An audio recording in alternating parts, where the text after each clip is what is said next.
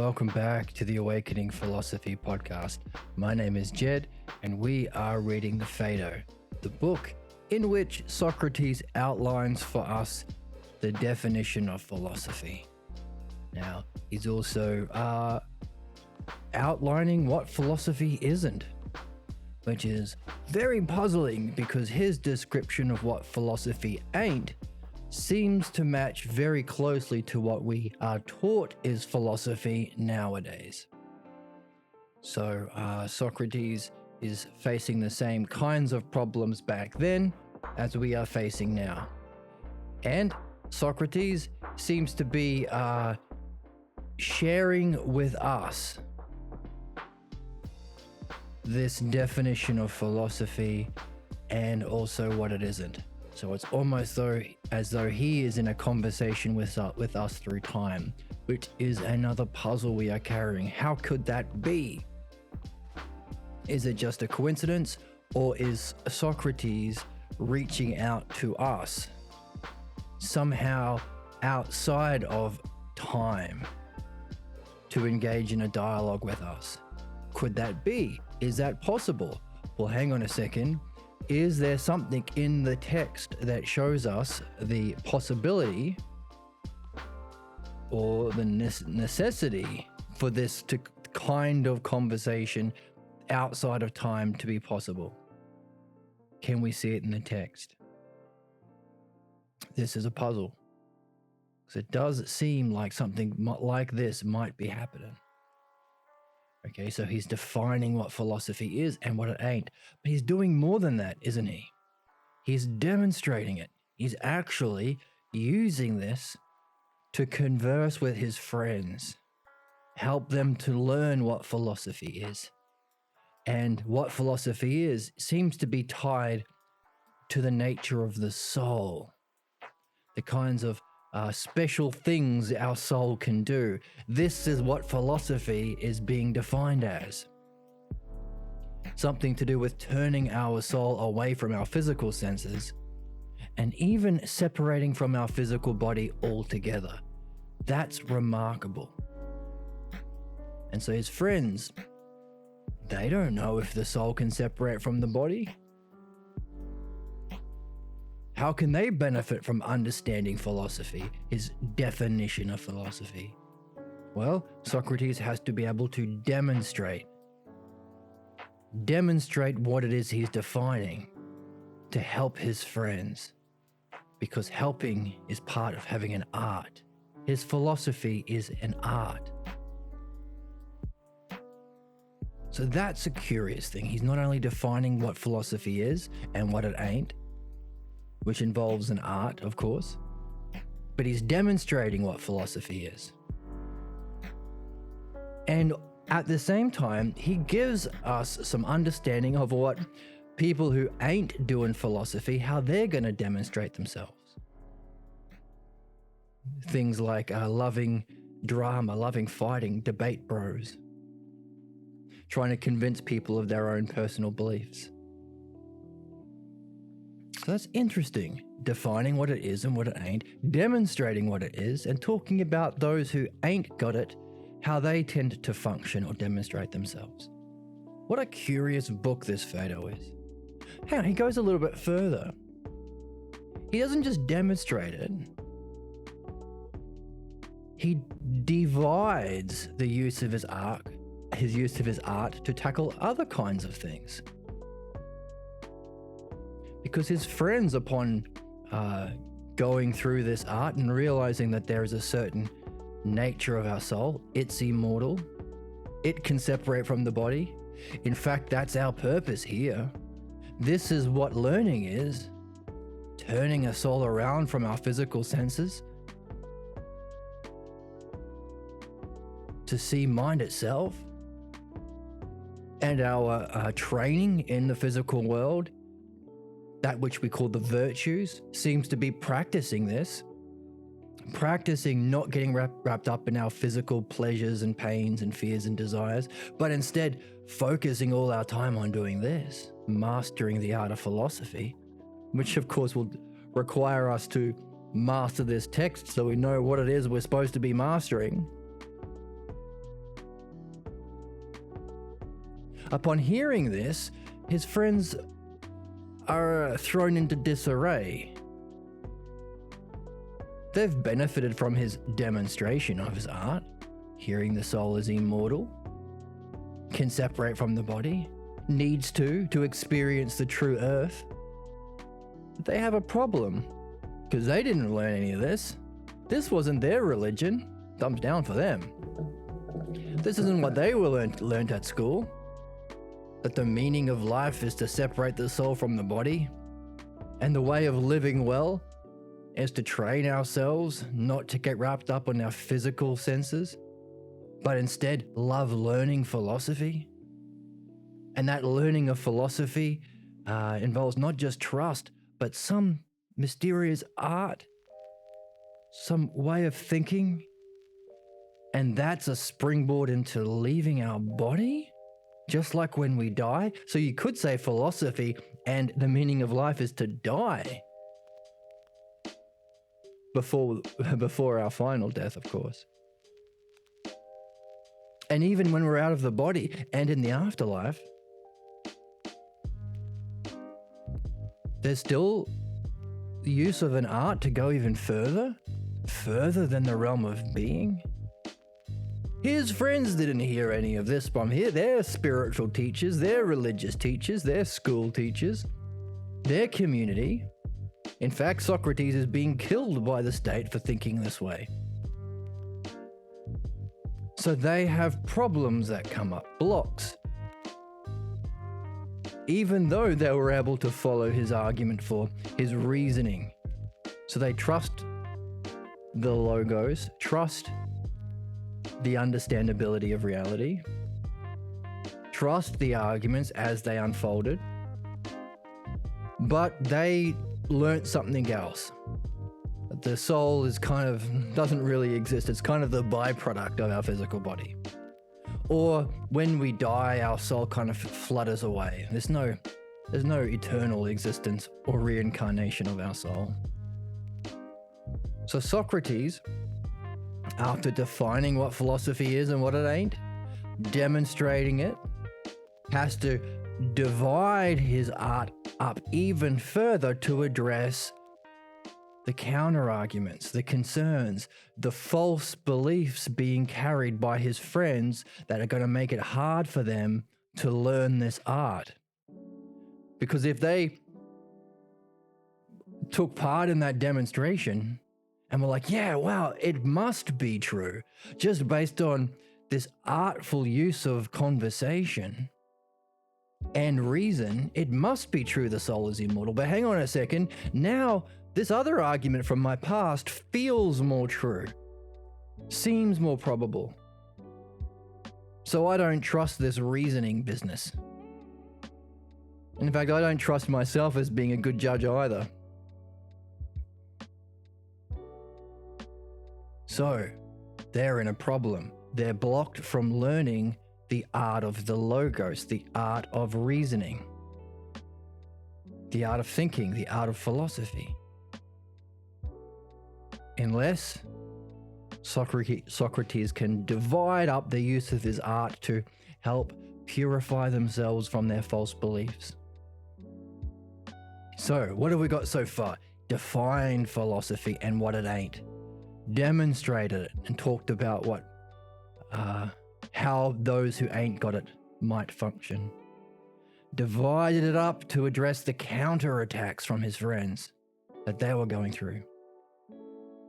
And then finally gave us huge speech, huge description, huge analogy about the nature of the true earth.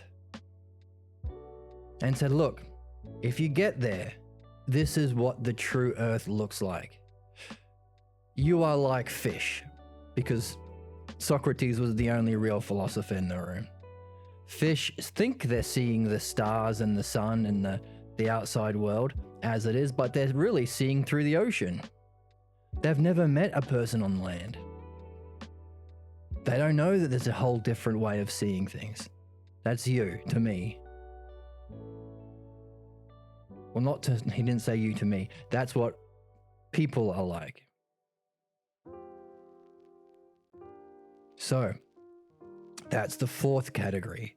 He's given us this huge puzzle that maybe synthesizes or unifies everything else in the text, because it's the last part of the text. It should be, if it's a well-written text, it should be a conclusion. And not just a conclusion that summarizes everything. This book is supposedly Socrates' explanation of what philosophy is. So it should synthesize or unify the book and shed light on the topic that we started with in a new way. So these are the sections we've seen in the text. Why is that interesting?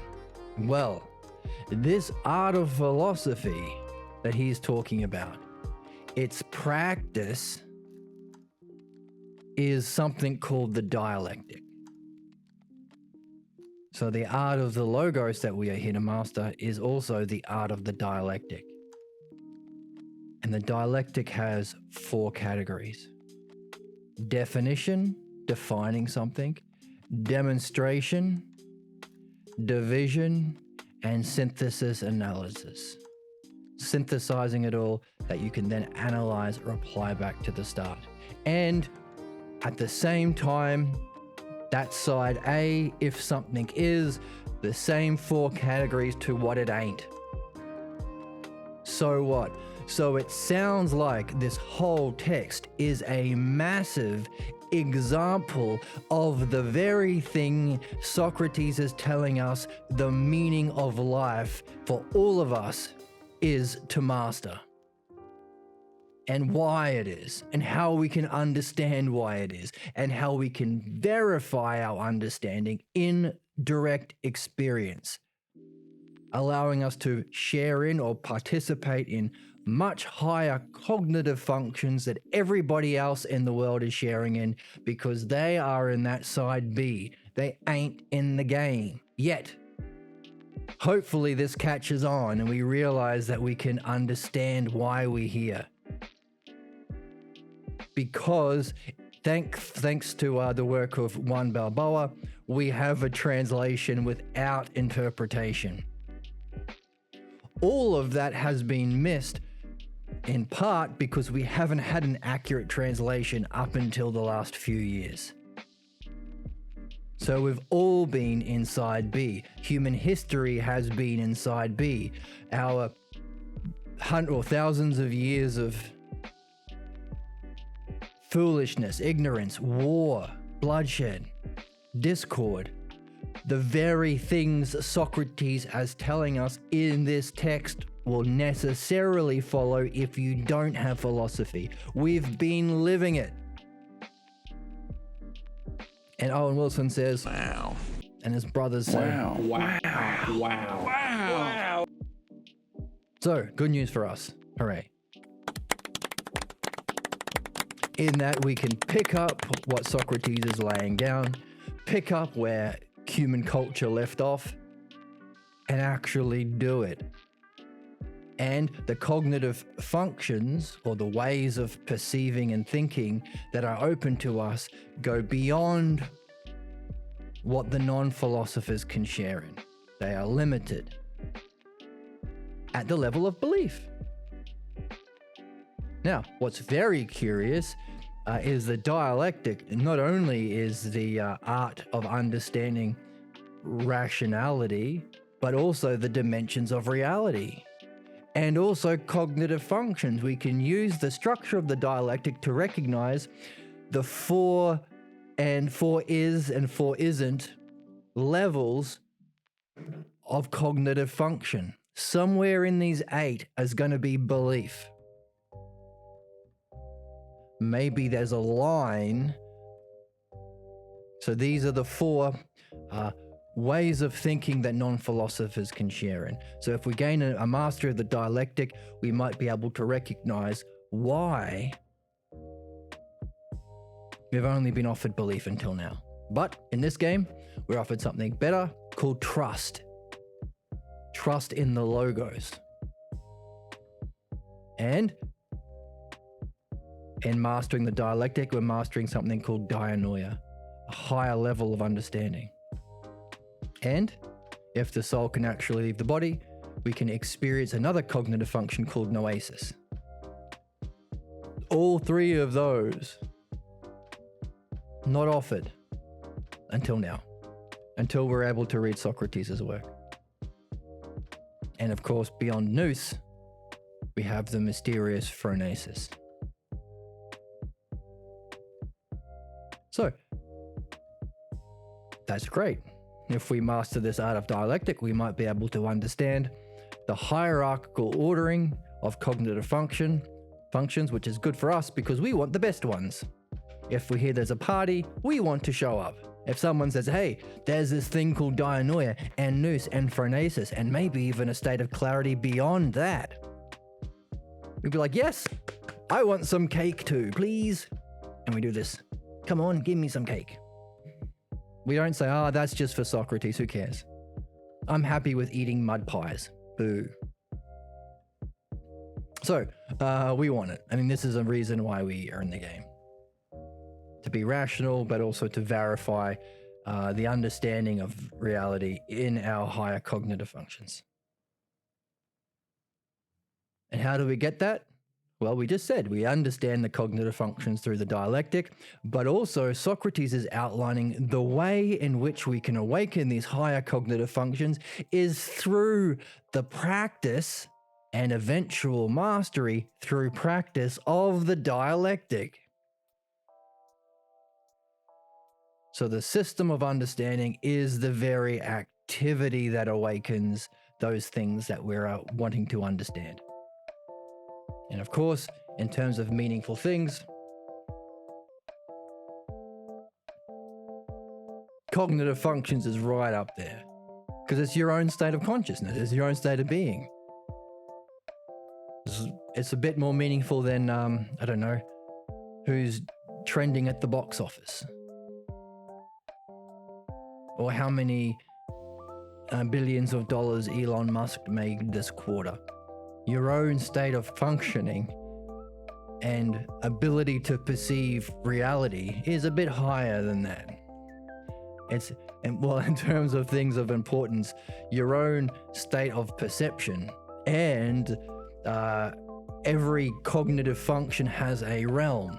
So you see things in color and light, you hear things of sound. So too, the dianoia, the nous, the phronesis, they have their own frequencies or their own dimensions of reality that you can access. So knowing the reach of the mind and perceiving the higher aspects, more real aspects of reality, pretty important and pretty fun and cool and beautiful and good, and it's just to do so. In fact, all of those self-er terms that apply to the realm of being apply to these very questions. Beauty itself, justice itself, goodness itself, excellence itself. All of those things we wonder about that are knowable in the realm of being could be adjectives to describe this very quest. The quest to practice, to learn, to practice and master the art of dialectic. And of course, that's an interesting triad. Learn. That's the first stage. We start by learning. As human beings, we're used to seeing through our physical senses. Everybody at school says, this is the real world. It's the stuff you can knock with your knuckles on the table. That's real because I can physically touch it. So those of us who get into this game of learning have to love learning to ask the questions. What's the cause? Because I'm not just physical, I have a mind. And I'm interested in beauty and justice. And in fact, everybody is really. Everybody wants the referee to make a just decision when they watch sport. Everyone notices the beautiful girl that passes them in the street. We seem to have a natural inherent interest and recognition of those things that you do not learn in the physical world. You've never seen beauty itself or equal itself. Where the heck do we learn this stuff? and it ain't physical. So these sorts of questions open you up to the game of philosophy, and in the text we realize, all of these things are knowable. These are the things we can perceive with those higher cognitive functions, which is great. There seems to be a big party, and we're invited. Hooray!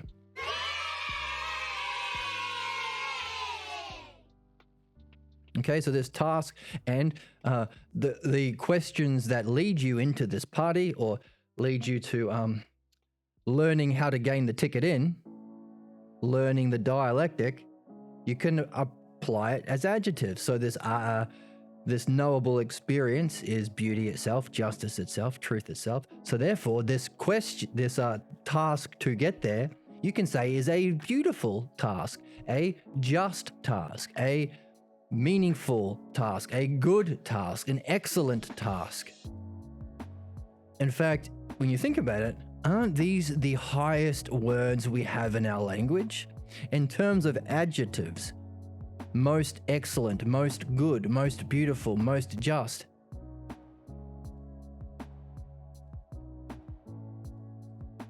What's happening with my stream? All right, so I got taken my jacket off. Most real, most beautiful, the highest use of language. So what's that called? If this is the task that we necessarily apply the highest adjectives or highest words or use of language to, we can call it the excellence or the archetypal. The highest. And the word from the text is the hyparxis. Out of all activities, if you arrange them hierarchically, that'd be like a pyramid structure.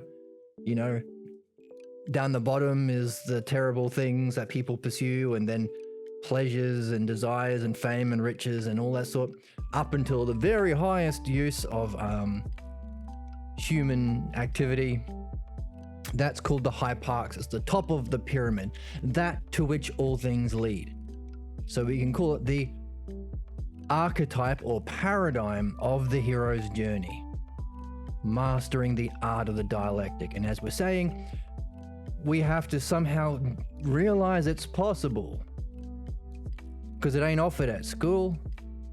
I've never heard anybody talking about it down at the pub. I don't see an event at the Olympics about it, which is a terrible, terrible shame. And we've only been able to read about it from Socrates himself in the last 5 or 10 years, thanks to the accurate translations we have, which are free and available below. Find the link below. So, how do we get into it? Learning.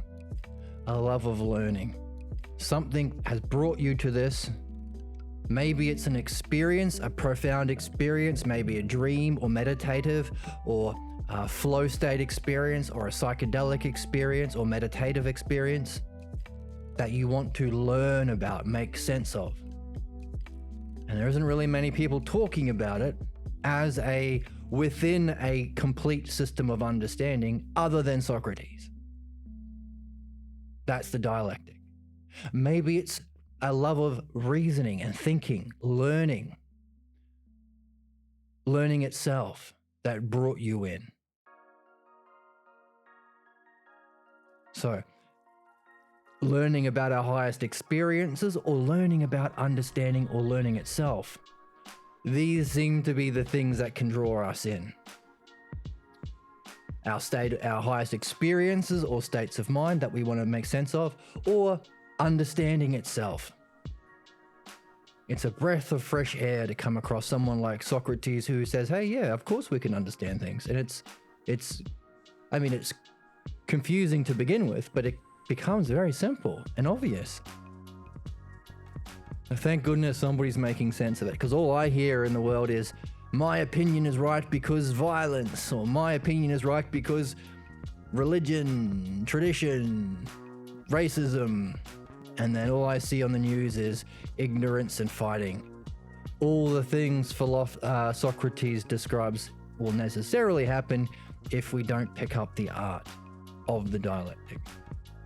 But to hear somebody explain it, predict it 2,500 years ago in the past, and also understand it and explain it, it's a breath of fresh air. So whether it's learning about our own experiences or learning about understanding itself, some love, philomathesis, some love of learning drew us in. Socrates helps us to direct that love of learning.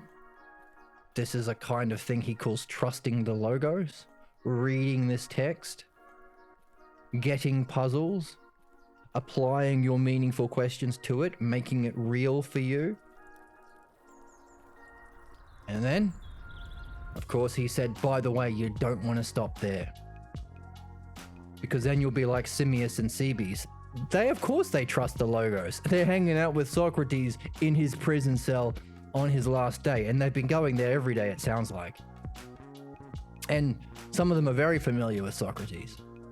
So of course they trust the logos. They trust reasoning and the intelligibility, the knowability of reality. But what did we say happened? Socrates defined the philosophy, demonstrated it, but then they had their counterattacks, and then they started doubting the logos. You don't want to stop there, says Socrates, because someone's going to come along, they're going to use an argument that seems familiar. Maybe your parents or your religion or your culture thinks this way, and you're going to start doubting everything, and you might end up hating the logos because you don't realize it's not the logos' fault, it's your lack of mastering it as an art. Just like as children. We have a series where we're reading the complementary text, this one, Philosophical Midwifery, which outlines how we can understand our own personal false beliefs or blocks to learning the logos from when we believed things to survive our upbringing before we learnt the art of the logos. So that's available for free on the channel too. So we can't stay at trust. But we know that trusting this text, reading this text, and figuring out how to read, how to solve puzzles, how to piece it together, that's real learning. And that ain't available to anybody else. So just by having our nose in the text, we're already ahead of the rest of the game, rest of the players in the game. Now, we use that as an expression because we think in terms of the competitive back and forth of the physical world, but really this is becoming rational and caring and just. So we're not really ahead of the game. We are first to the party, but we want to, the more people coming to the party, the better it is. But it's important to recognize that if you're in this channel, you are special, you are unique, you are rare. Of course, often we're told, don't judge people, everybody is the same. Everybody is just as fast a runner as Usain Bolt. The Olympics is on, so. And then if somebody says that, you'd be like, oh, no, you are lying. Not everyone can run as fast as Usain Bolt. There are differences, and it's important to judge. That's part of having an art.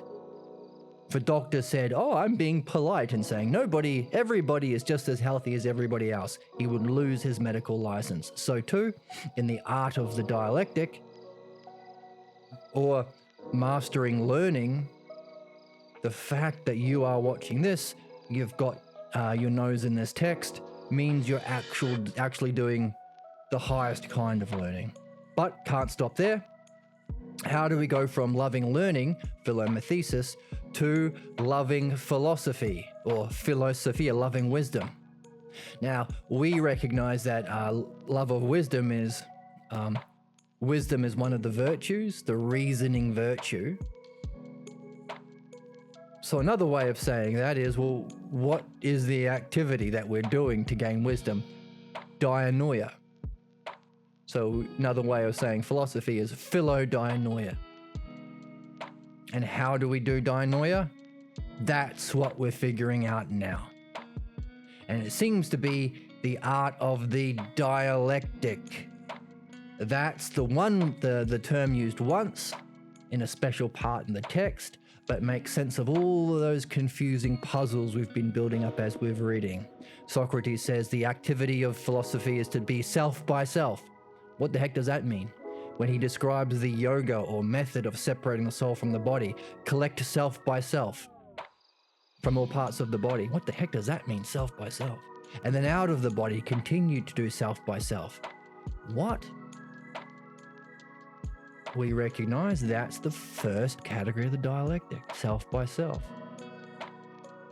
So, piecing together the puzzle. So loving learning, having your nose in the text, applying it, trusting the logos. A higher cognitive function than just trusting your physical senses or scientific beliefs, which of course are higher than prejudices or false beliefs, and higher than pathologos, unsuspected false beliefs that cause our problems, the ones that cause our being stuck in our problems that repeat all through our lives. That's what this book is about removing. So the opening of this book, the author says, I am using this art of the dialectic, not applying it to ideas like Socrates, but to the realm of certain kinds of false beliefs so we can become free. Free to do what? Well, this. So whatever freedom you gain from removing your blocks, we want to apply it to mastering the art of the dialectic. By the way, learning the art of how to free your blocks, it's the same thing. It's the same art, which is amazing. And of course it would be. If it's so good, it should do both.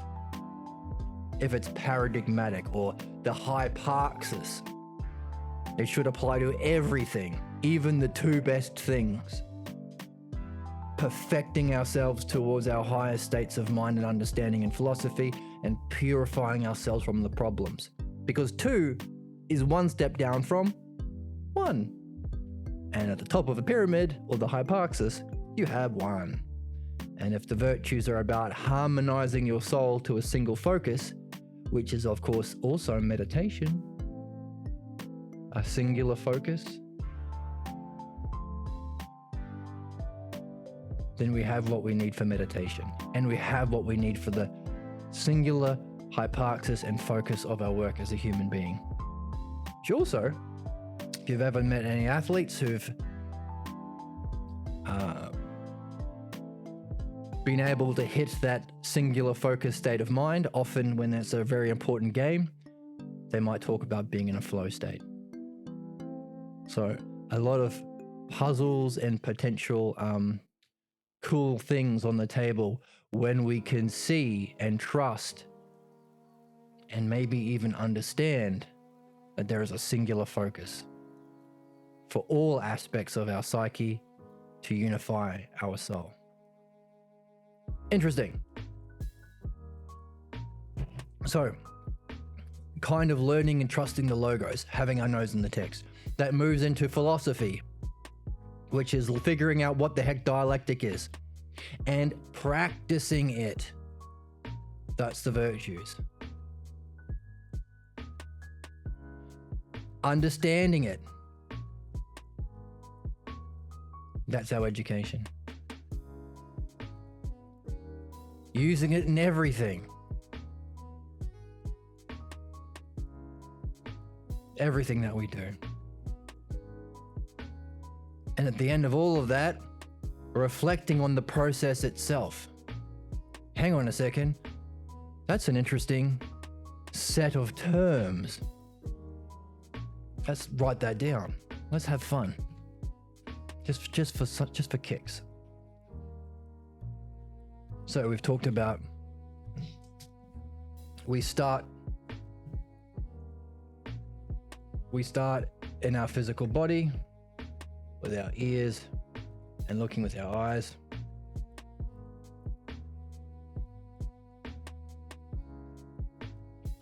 And then we go into this love of learning.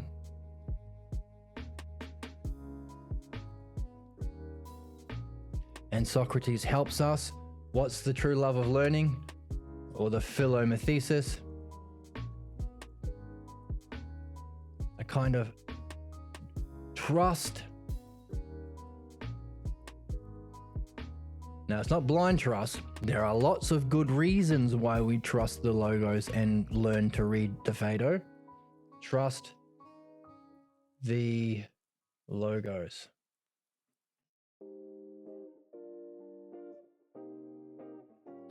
And we repeat. We repeat it. So there's lots of reviewing here in this channel. Okay, but that's not enough. We have to make it our own. Any teacher who says, hey, by the way, just trust me. Well, what about me? I want to learn how to become a mechanic. No. If you ever have a question, if a customer comes in and says, I have a broken car, just come to me and I'll tell you what to do. Wait a minute. To say just trust me and not understand it, you're training me to be a slave, to have no freedom, to be under your thumb, to be completely reliant upon you, not to do it for myself.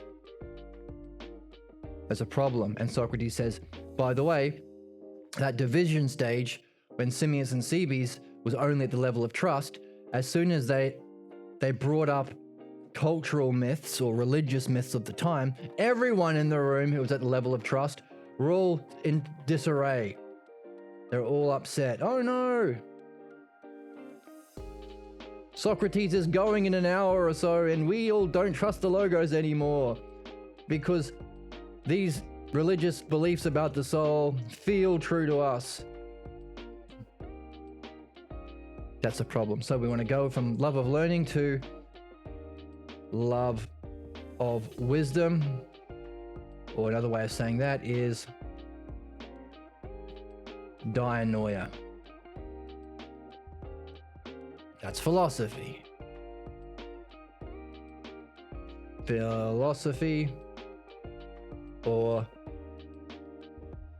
an even better word for philosophy is philodianoia. So how do we do that? Well, that's where we are now in our reflection. We said, well, first of all, we have to learn it. We have to learn to understand it. So learn to figure out its, understand it. Understand what it is. What it is. But, like here, we have to do it. Practice it. Practice it. Do it ourselves. If you want to become a mechanic, mastering the art of car maintenance, you got to fix some gas plugs yourself. Or whatever. I'm not a car person, but fix the carburetor. That sounds like a car thing. It's got car in the name. Okay? But if we are practicing it, how often do we do it? At all times? At all times?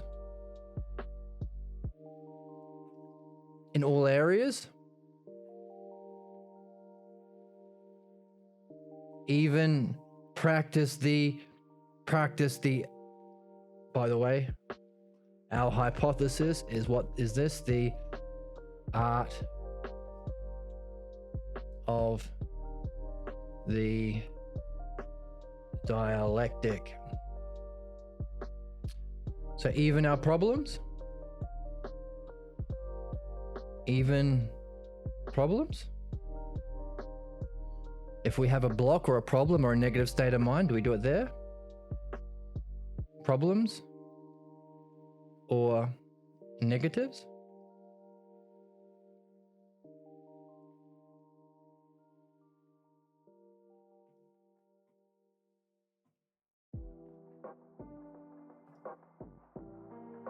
Yep. Every day, all the time. By the way, if this is the hyparxis, if it's our singular focus, it helps us out because now we have a way of noticing when we're missing the mark. Missing the mark is amartia, a word that's used in a religious tradition that has mistranslated, perhaps on purpose, to mean sin. When you miss the mark, it's an archery term. if you're an archer and you miss the bullseye, you don't whip yourself or throw yourself in prison or say, oh, I'm such a terrible, weak, feeble person. Oh, I deserve to go to hell. You adjust your aim. Never. Archery is happening at the Olympics. Whenever an archer doesn't hit a bullseye, there isn't someone that runs out in a big religious hat, in a big religious coat and says, you are a bad person, naughty, naughty, give me money and I'll make it okay.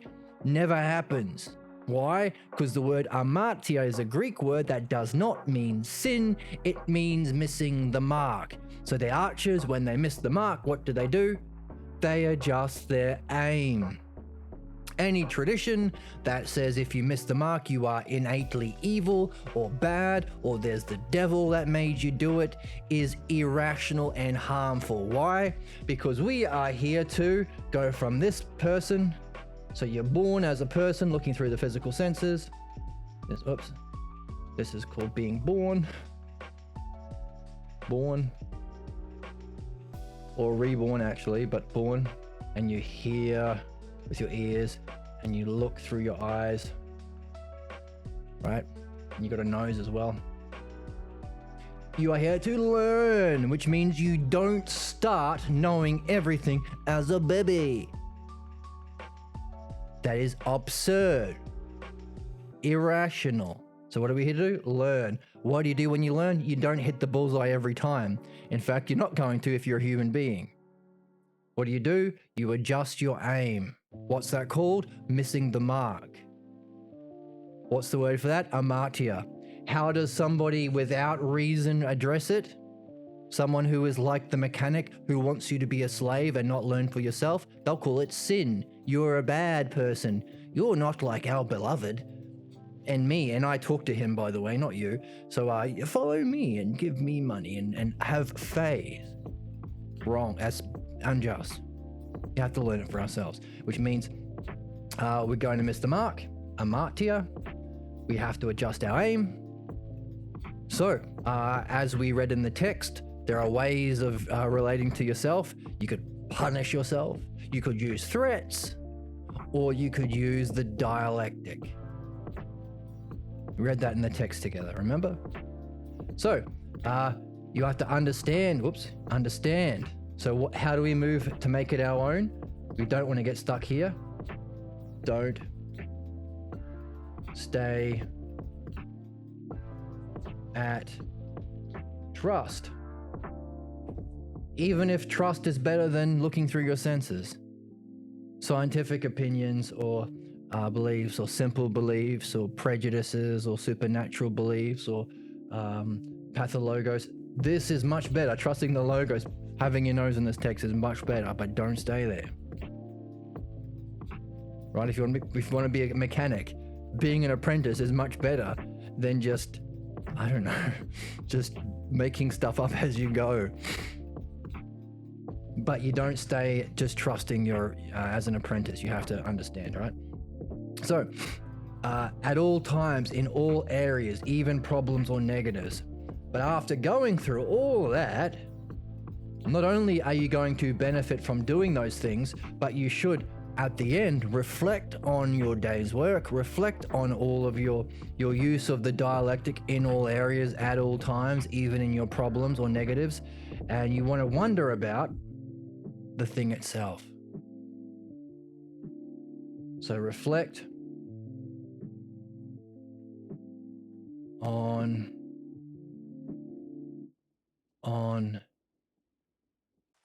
the dialectic itself.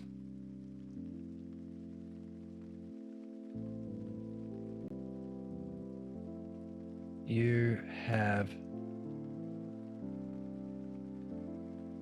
been using and experiencing. So this is what we're doing. So this is how we learn. We have to understand what the heck the dialectic is. We have to practice it at all times. In other areas, in our relationships, hey, if you're in a relationship and you're having a problem, what do? You threaten them? threaten your partner, punish your partner, declare they are evil. Women caused original sin. The Bible tells us so. You are a harlot. Wah. Oh, thank you for the follow, Megan Beck. Right? That's one way that people address problems. But of course, in the text, actually, let's remind ourselves where we saw it. So the one time the word dialectic was used, which, as we know, if you are making a good video game and there's a very, very important part, like the key to the final boss, there should be only one version of that key in the game that you have to work towards discovering. So too, the one time the word dialectic was used was when Socrates was talking about how we rule our souls. So we talk about other people as a metaphor because really it's about how we relate to ourself, or our psyche, or our mind, or our soul. Same kind of thing. Mind, psyche, soul. Those words are kind of interchangeable. So what do? Well, sometimes, we are not a slave to our body. We usually oppose almost all our physical desires most of the time. Otherwise, we'd all be very overweight and unhealthy and lecherous, and it'd be very terrible if our physical impulses ruled our psyche. But our psyche, usually throughout our life, we oppose nearly all but a few of them, and we master our ways. We master our impulses, our impulse control, our desires, right? And you correct yourself, sometimes harshly, with suffering that accompanies physical training and medical treatments. And analogously, we can talk about how a parent or a teacher or a ruler of a state might use inflict suffering, war, genocide to correct what they deem a problem. Sometimes more gently with threats. But sometimes, this is the one time we drop the key word, you advise by having a dialectical conversation. And then he brings in Homer. And by the way, our mythology talks about this. Even Homer talked about it. So that would be our equivalent of saying nowadays, by the way, even Jesus said it's good to reason and have a thoughtful even Jesus had conversations with his disciples and said, hey, these parables are parables to the many, but to you, you have to understand it. They're all metaphorical, says Jesus in the Bible. Of course, that doesn't mean it's true, but Socrates is bringing in Homer to say, hey, by the way, you can even see it in your religious text. At the time, they didn't have the Bible back then. They had Homer. All right, so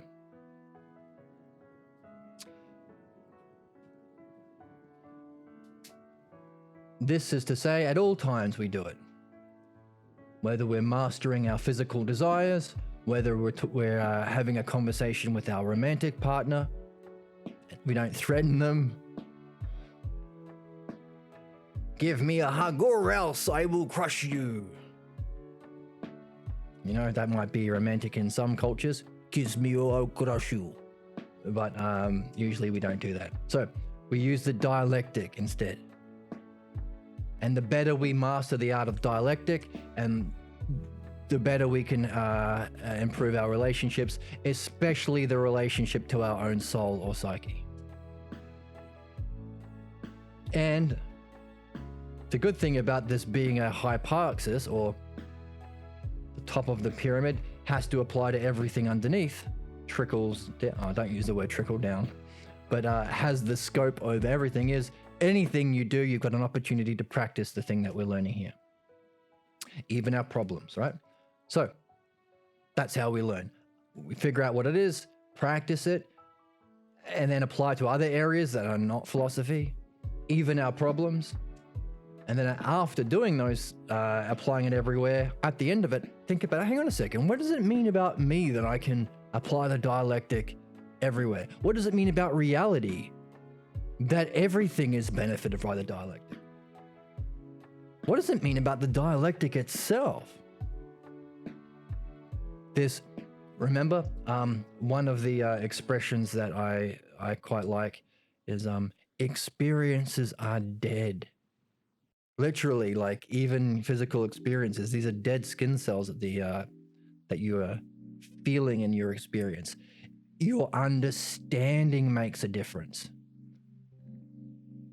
Many people have had levels of enlightenment experiences, but then gone straight into their problem. It's the understanding of those experiences. Many people have lived life experiences and they've become old, prejudiced, racist people. Just having experiences themselves isn't important. It's the reflection and understanding we gain. Which is another reason why defining philosophy as philodoinoia, or the love of understanding, is more apt.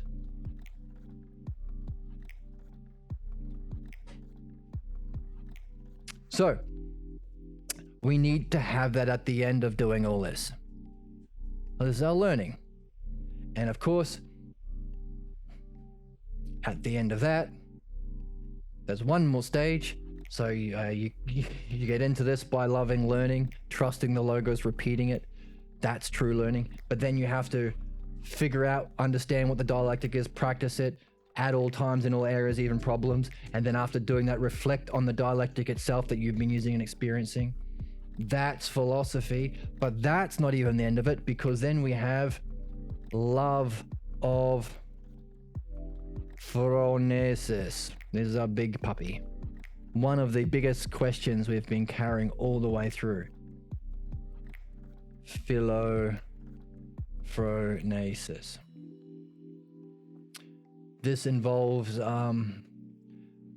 taking all this and having plus the nous, or the experience of being.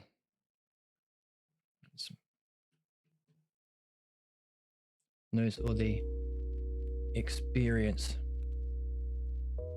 or the sense, not the physical senses, but the other sense of being.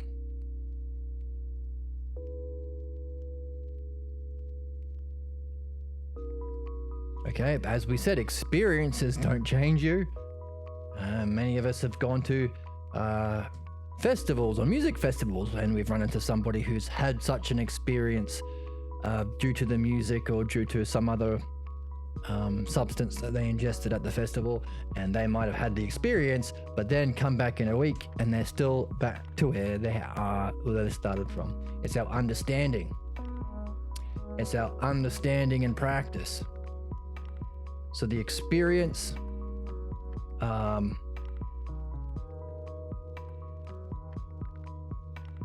but to get there, of course, our way into that experience was a kind of understanding about it. So all of the different aspects of being, justice, beauty, they were our subjects of the dialectic. So we're bringing in the understanding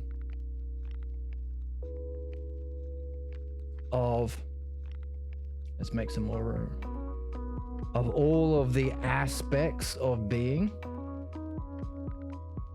There we go. Understanding of, let's zoom in a little bit. Understanding of the aspects of being. In the text, we have a fantastic section of the text where Socrates helps us with that, because he uses that wonderful phrase, that to which we stamp the seal. So we can just do a search for stamp. Here we go. I don't know why it does that. So, okay, so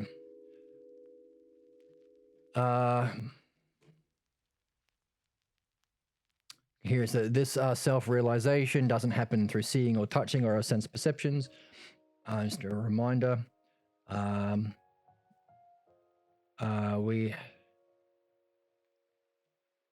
It's a knowledge, noesis. Okay. All of these ideas we've been talking about. The equal, the greater, the lesser. You don't see equal itself. You might use it or recognize it when you see two equal sticks, but the equal you never see in your physical senses. This is what we remember through this activity of true learning, because it exists in being and you knew it at one time before you were born. So the equal, the greater, the lesser, all such beings, and also self-beauty and self-good and the justice itself and holiness itself, all of those beings, that which we stamp the seal, that which absolutely is. And then we talk about when we ask questions and answer questions. So that's another puzzle. Why did he start talking about asking questions and answering questions? Puzzle. Keep it. We necessarily acquired knowledge of them before we were born. But this isn't the section we want.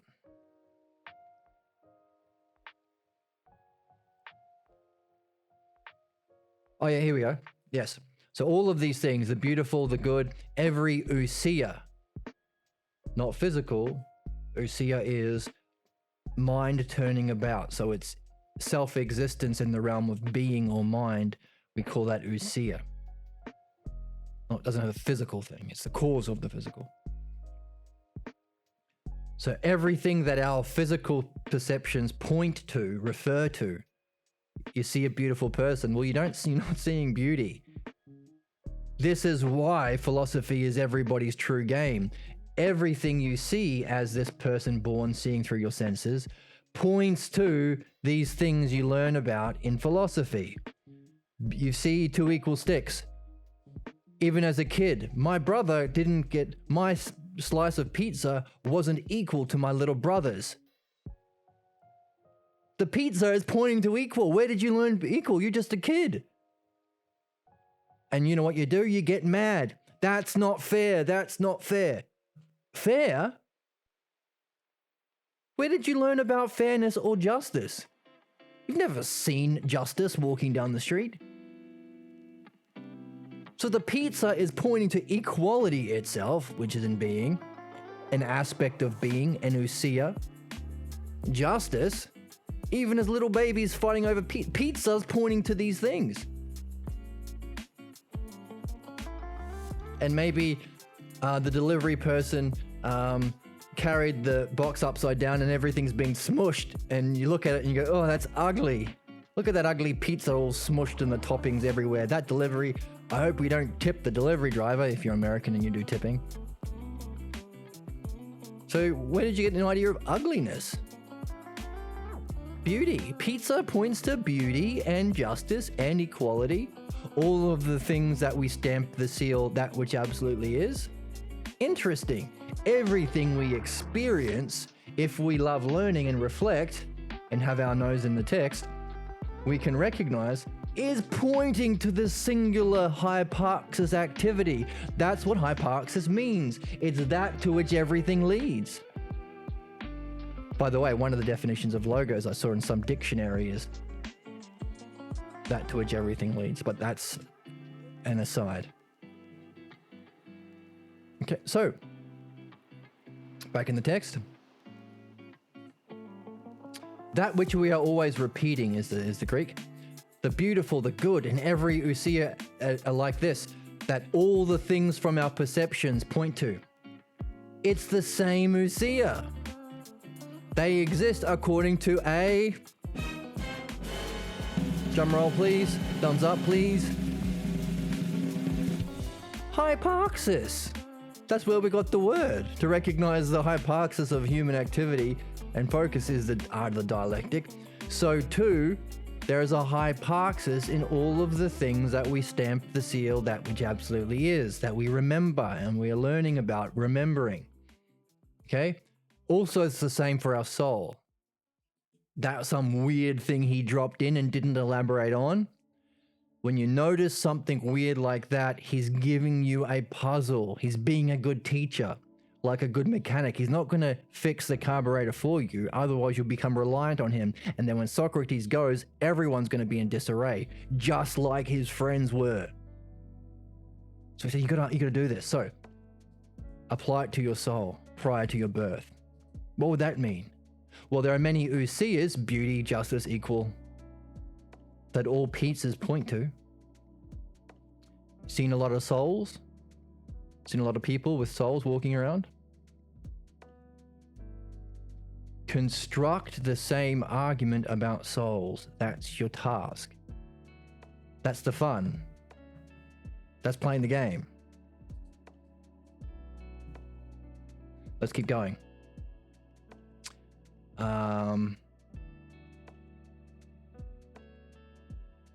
Oh, and then he brings in the word demonstration. Sufficiently demonstrated. Keyword sufficiently. So what? Well, this, all of those aspects of being. Oh, that's him helping us out. So, by the way, that hyparxis, all of those self-ousias are aspects of ousia or ousia. Now, this is key.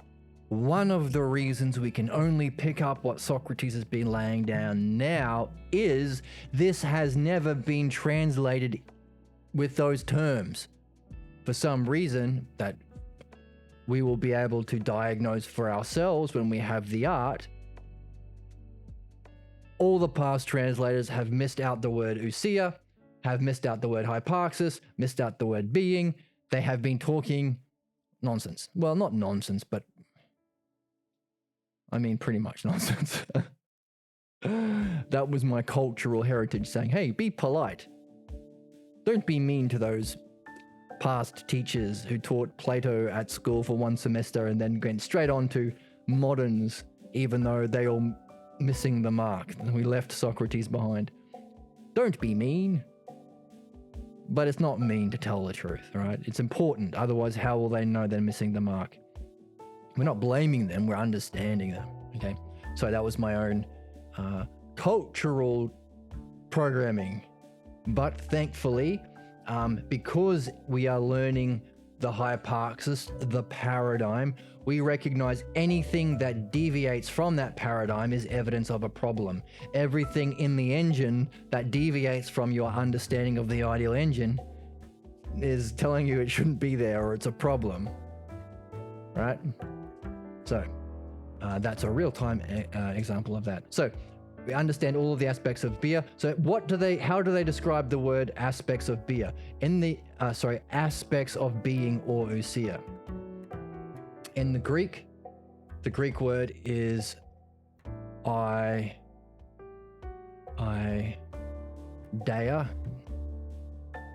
That's like something like this. E-I-D-I-A, ideia, which sounds like the word idea, but it isn't. This is often translated as concept because it sounds like idea, or form. If you normally, like up until now, they call it the forms. Plato and his forms. Not forms. I don't know what this means, but this has a physical connotation. I mean, when I was at college, well, Plato believes there's an ideal form of a chair in heaven. That's why we laugh at him and we don't read the Phaedo. No, this is one of the great betrayals to our tradition. Our, as in the humans, that Socrates is leaving it for all of us, and it's not his, he just rediscovered it. It ain't a chair in heaven. What is it? It's an aspect of being which has a hyparxis in self-ousia. This is important. Why? Because this very understanding of those things is the focus of our dialectic. If you want enlightenment, well, if you want phronesis, you want to get to the party and experience being, verify your understanding in direct experience. If you want to separate the soul from the body, if you want to recognize the nature of the afterlife, see what happens and see how to escape the prison of reincarnation to go to a higher realm, you got to be doing the dialectic on the ideas, the aspects of being. What is beauty? What is justice itself? What is beauty itself? What is equal itself? Not what is a beautiful thing? What is a chair? So this mistranslation of this keyword idea means we've been hamstrung for 2,500 years.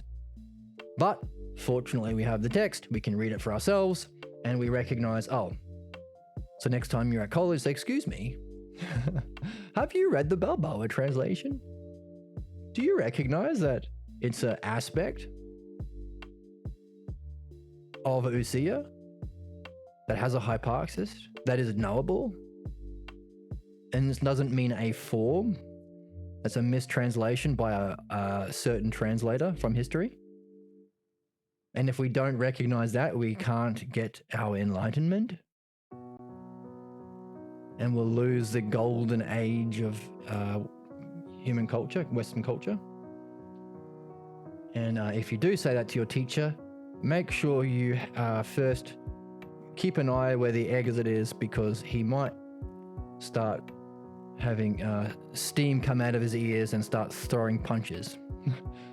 Because not everybody is open to learning, especially if their honor, their title, or their paycheck depends on them being an expert and never missing the mark. So keep an eye for the exit if you do bring this up to your teacher. But of course, this channel is about creating an atmosphere where we can share this insight, share our experiences, encourage this kind of self-reflection, this reflecting on ourselves and what we've been doing. So that's what this community is about. And you can join on YouTube and join on Discord, and you can even support on Patreon if you like, and you can join on Twitch. So that's what we're aiming for, to create a community where we are interested in self-reflection. Interested in what? Understanding the meaning of life, practicing it at all times, in all areas, even our problems, and then after having those experiences, reflect on how we did to better understand the very thing we're applying with our friends. Part of being in the game is sharing this. Philosophy ain't a one-person game. And that's what the community is about. So hooray for us.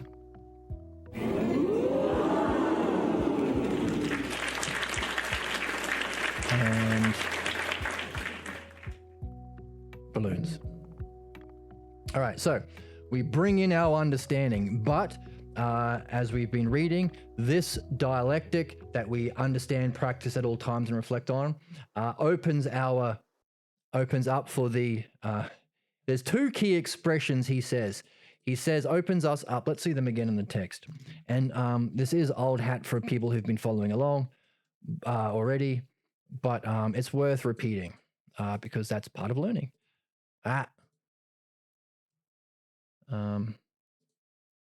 Right at the beginning here. We purify ourselves from this self points to the body, from our body, until the divine self should liberate us, having been purified from that attachment to the physical in our learning, and having been liberated from our phronesis. Don't know what that is yet, but it's something to do with the ideal virtue. Well, this is the love of phronesis that we're talking about here, by the way. Liberate from our attention or phronesis in the body, and then we can be with such a kind as that is pure, because the pure attains to the pure. By the way, this is my doctrine, O Simius and Cebes. This is the last thing he says in his definition of philosophy. Repeat it and believe it.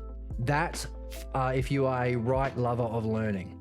So this comes when we participate in dialectic. The divine self should liberate us. And another, at the end of the text, one of the very last things he says is our destiny. Our destiny. He says,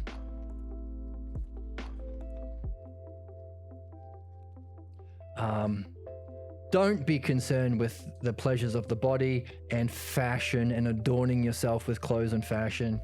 Instead, ignore those things and adorn yourself with the virtues, which are just ways of doing the dialectic, but also the pleasure of learning.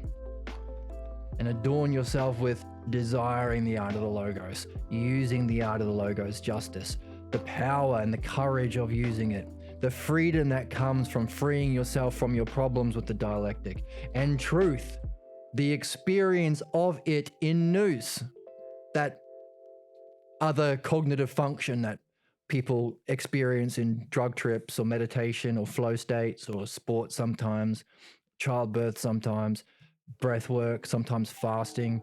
There are many ways of having that experience, but our way here is through mastering the art of dianoia. There's a lot that you gain when you do it in this way. So what happens? Your allotted destiny summons you. So it's a kind of prep work, and then he goes, oh, by the way, I'm going to have a bath because I'm about to die. So I'm physically, thumbs up, cleaning myself because I'm going to this place, as a metaphor to say this is the purpose of life, to clean your soul so you're ready to experience this. And that is, again, one of the words that hasn't been translated properly, one of the great betrayals against ourselves, our culture, the word nous or noesis. That's the experience of being. Just like there is a realm that we see, that we hear with our ears. Where's my pen? Here we go. Our ears have objects, sound. Eyes see color and light. So too, dianoia has its objects.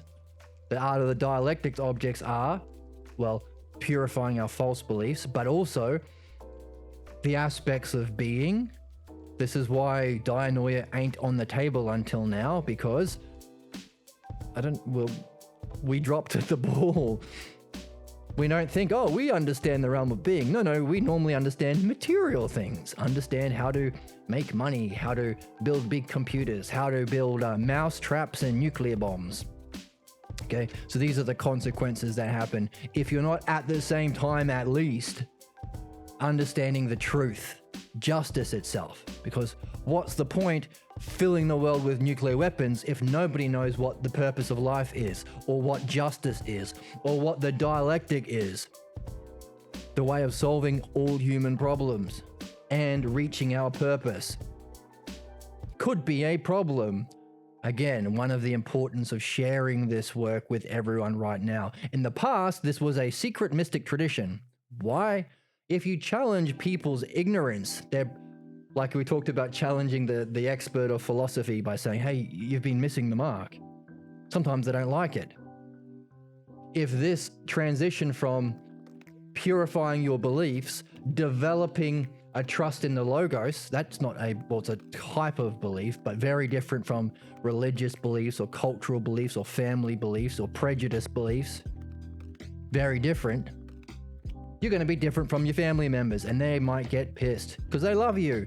And they don't, hey, don't you realize that you've got to be a follower? Otherwise, God, you'll go to hell or whatever. So, and also understanding. We believe you can't understand anything. The best thing is to, I don't know, have faith or be agnostic or be atheist or just look to the physical world. Okay? So, literally every step is a challenge to the many who think they know. And what happened to Socrates when he introduced that? They killed him. Therefore, this understanding of the path, human destiny, the meaning of life, the logos and the dialectic, in the past was kept as a secret mystical tradition. So Socrates even, told us that in the text. So we bring up the text.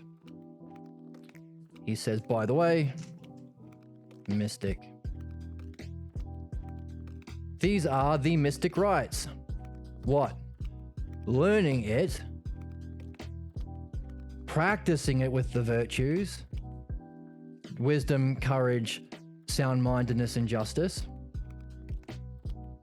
But when you actually jump in, your soul can actually gets called up or makes the jump or lets go. Like one way of describing it is a kind of letting go out of the physical senses. Then you need to integrate that experience with your understanding and your practice of it. That's the rite of initiation. That's what gives you phronesis. That is the learning you can take with you even after you die. Or, I mean, obviously, you separating yourself from the body is death. So if it's a learning you can take with you, it's another reason why it's our purpose here. But, and if you don't, when you do die and you arrive in the realm of being, or Hades, you will lie in the mud. But if you have been purified and perfected by the art of the dialectic, you'll dwell with the gods. And just as they say, many are the staff bearers, many call themselves spiritual people, but few are the actual spiritual people. Those are the ones who are doing philosophy correctly. But now we're seeing why. And of course, in the past, this was because of it challenges the authorities who think they're wise because they have the weapons or whatever. It was kept secret, but now, because of how many nuclear weapons we have, and because of the state of the earth, and because of how much suffering can be inflicted, and the possible extinction of humanity and the planet, it's not going to be, we shouldn't keep it secret anymore. It's time to just tell the truth. That's all. And that's what we're doing now. Telling the truth. So, the understanding brings us into that experience. So here's our understanding, and then here's the experience of that which we've been understanding. That's the mystical initiation. But then you have to also integrate it, like you've been practicing the virtues. So you use this experience to so let's have this here. This rolls on, this understanding rolls on into the experience, that rolls on to, therefore, using this as the paradigm for your questions and answers, as we read in the text, questions and answers, Q&As, which we know refers to the dialectic. So our dialectic is on beauty itself and justice itself, and now we actually experience it. So now we have a more visceral, more immediate experience of that thing we call beauty itself. Like we got there, we had a look around. Oh, that's what it was that I'd been learning about. Oh, that's why every beautiful person kind of reminded me of that. There's something from some balance or some goodness or some harmony involved. Interesting. So we use it, we integrate it. So it's a paradigm for our questions and answers. We've also been using it at all times. So this gets integrated into our way of being, integrated into our, like that's the virtues, desiring it at all times, temperance, holding on to it as the truth, even in the ups and downs, courage, using it for your thinking, wisdom, using it in your relationships to others and yourself, justice. Okay, we are going to get into the Republic to nail down those virtues. So the Republic is kind of a lead into the Phaedo, so we're going to have to go back and cover those virtues.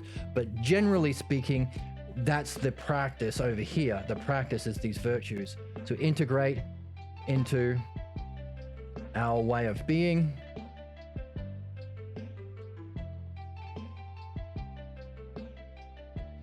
It can be a standard, so again, paradigm, standard for excellence.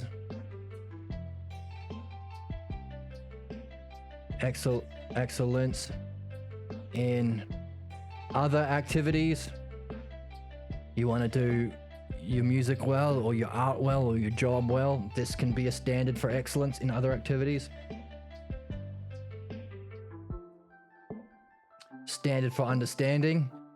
If you are seeing the paradigm of all paradigms, this might shed light on understanding geometry, if you're interested in that.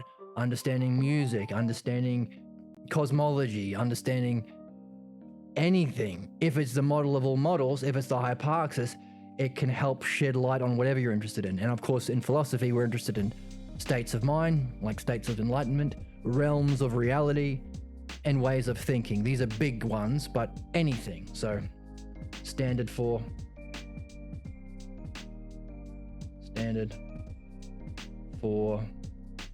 understanding,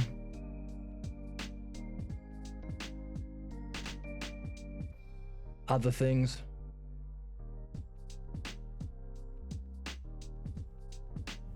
so I teach music and guitar, and this is a huge help for that because it makes sense of a guitar fretboard, which could otherwise be very confusing and irritating. All right, but also, just as over here, even the problems. So we'll put that in a different color.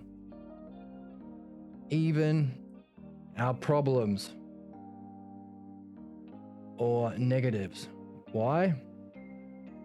Well, in our other series, using the dialectic to purify ourselves. Remember, we just read those who are, should still be on the board, those who are purified and perfected. The perfection is the using it on the ideal, perfecting your study, perfecting your virtues, perfecting your art of the dialectic, but also purifying from what's false. You can't simultaneously hold a false belief while learning the truth. If I think, I can't hold on to that Christian upbringing crap about having a problem or not being perfect from birth means you're innately a sinner. While also realizing that we are here to learn and we're given problems on purpose to practice the art of dialectic. I can't keep them both. I've got to sacrifice one because they're not harmonious with each other. And I might not even be aware I'm carrying that false thing. That's why you need this to surface your unsuspected false beliefs about the most meaningful aspects of self, reality, and logos, so you can address them fairly with the art of the logos and say, actually, when I was doing really well as a child and you told me that I stink and I can't do anything right, I believed you because you looked really beautiful when you were shouting at me, and you seemed to be wise because you were being really violent as though you really knew it and I didn't. So I came to an unsuspected conclusion about myself that this is what it means to be wise and beautiful, and what you are saying about myself must be true.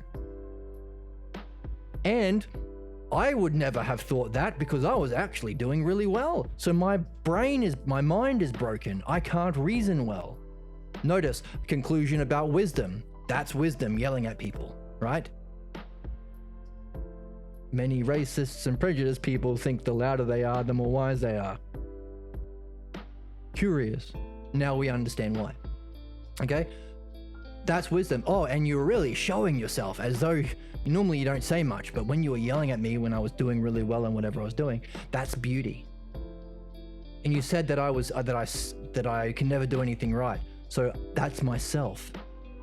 I'm the kind of self that's, and you said that's the devil or whatever. So I'm evil myself. And I could never have come to that conclusion. So my logos, my art of the dialectic, reasoning, understanding is wrong. All of those things are the opposite of what's true and is completely inconsistent with what we're learning here. You can't have both. So that's the purification. And it's the same, and as we read in the text, what do? Do we yell at ourselves? Don't have self-doubt. Have more confidence, you idiot. That's not going to work.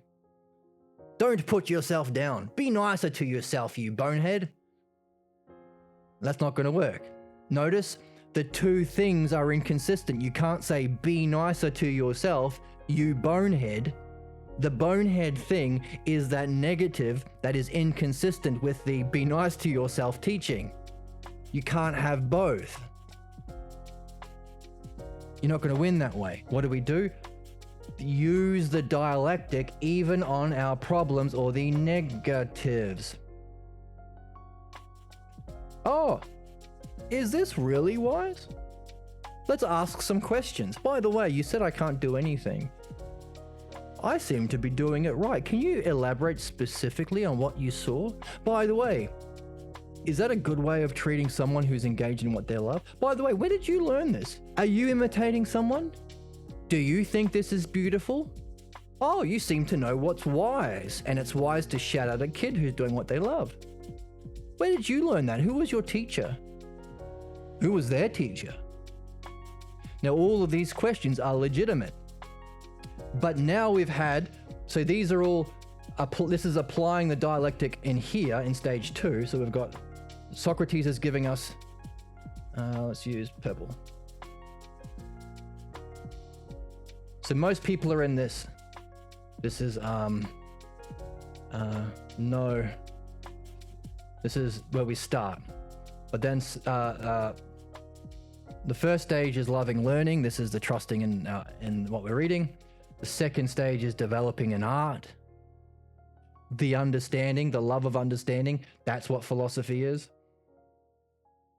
And then that is itself a stepping stone into the direct experience, which, as we said, was a secret mystical tradition. Can't be secret anymore. We don't have time for that anymore. And, tell the truth. So there you go. And at the level of understanding, we apply the dialectic to address even our problems. So too, when we get into this realm of phronesis, through understanding, we're bringing our understanding with us. Now we're experiencing that which we were meditating on. Why do we call it meditation? Well, what's involved in meditation? Sustained focus on something in an open mind, not claiming you already know, like those yahoos who think that they know because whatever, they think they're tough or whatever. I don't know. Being open, curious, being receptive to new insights because you recognize that learning is remembering, practicing at all times. So it's not just a sustained focus, it's a continuous sustained focus. Those are all the conditions for formally meditation. So this is a walking meditation, or philosophy is a meditation. And of course it has to be if it's the hyparxis for all activities. It wouldn't be much of a hyparxis if it didn't incorporate also all spiritual activities. If it was just about, all areas, just about learning physics well, or doing music well, or it better incorporate all spirituality too. Otherwise, it wouldn't be much of a paradigm, would it?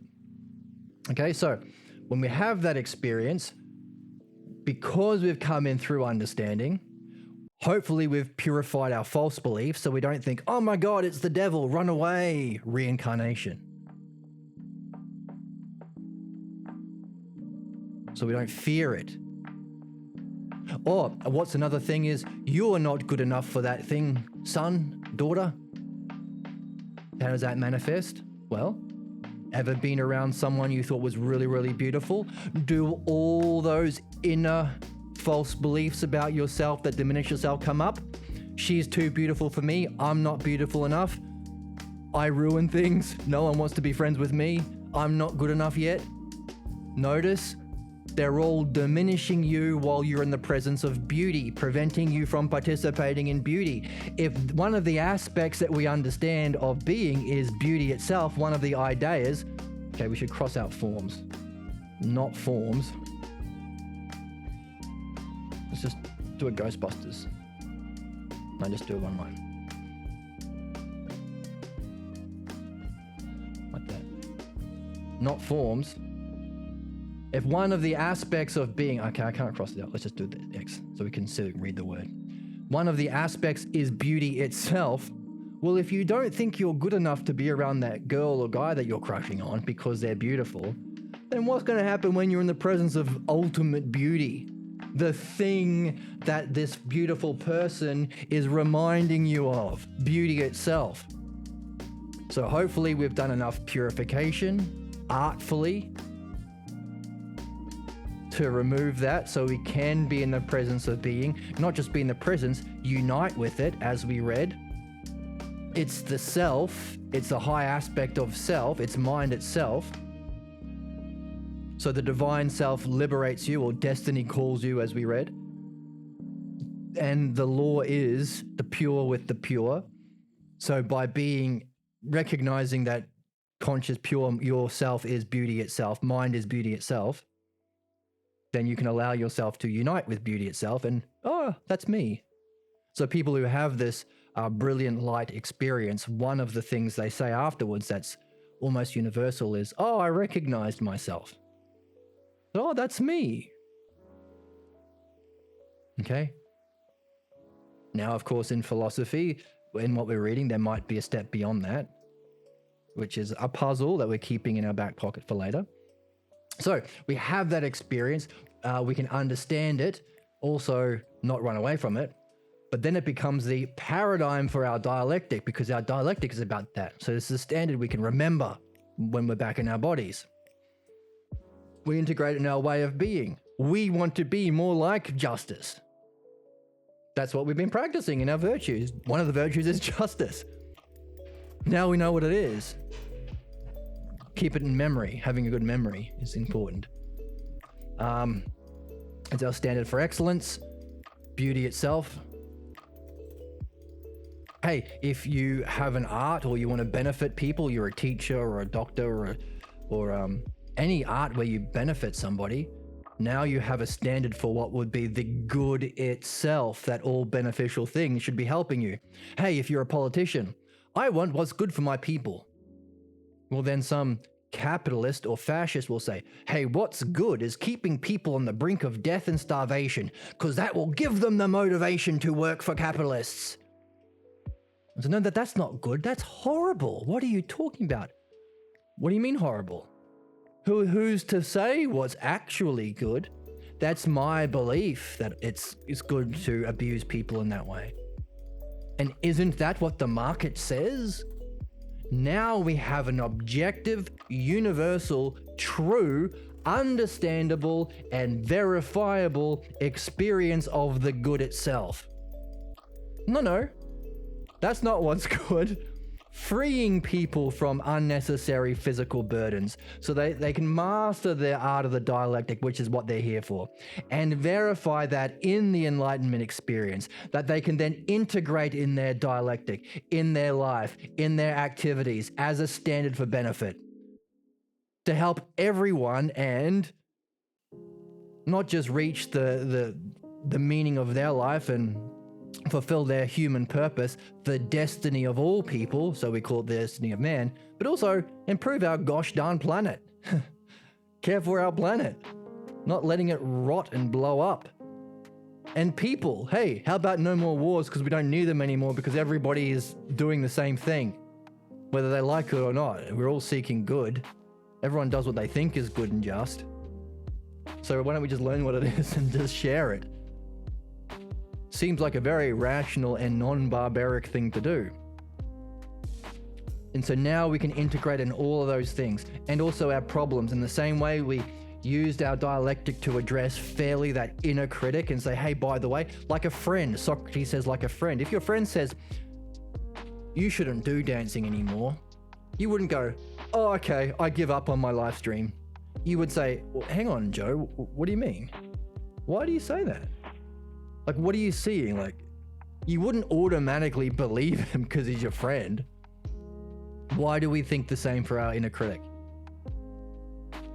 So we would ask questions, ideally with the art of the dialectic. Well, why do you think that?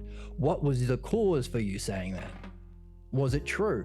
But now with phronesis, we have the actual paradigm for wisdom and truth. So we can integrate it for asking our problems. But as we said before, experience is dead. We also have to, let's go different color.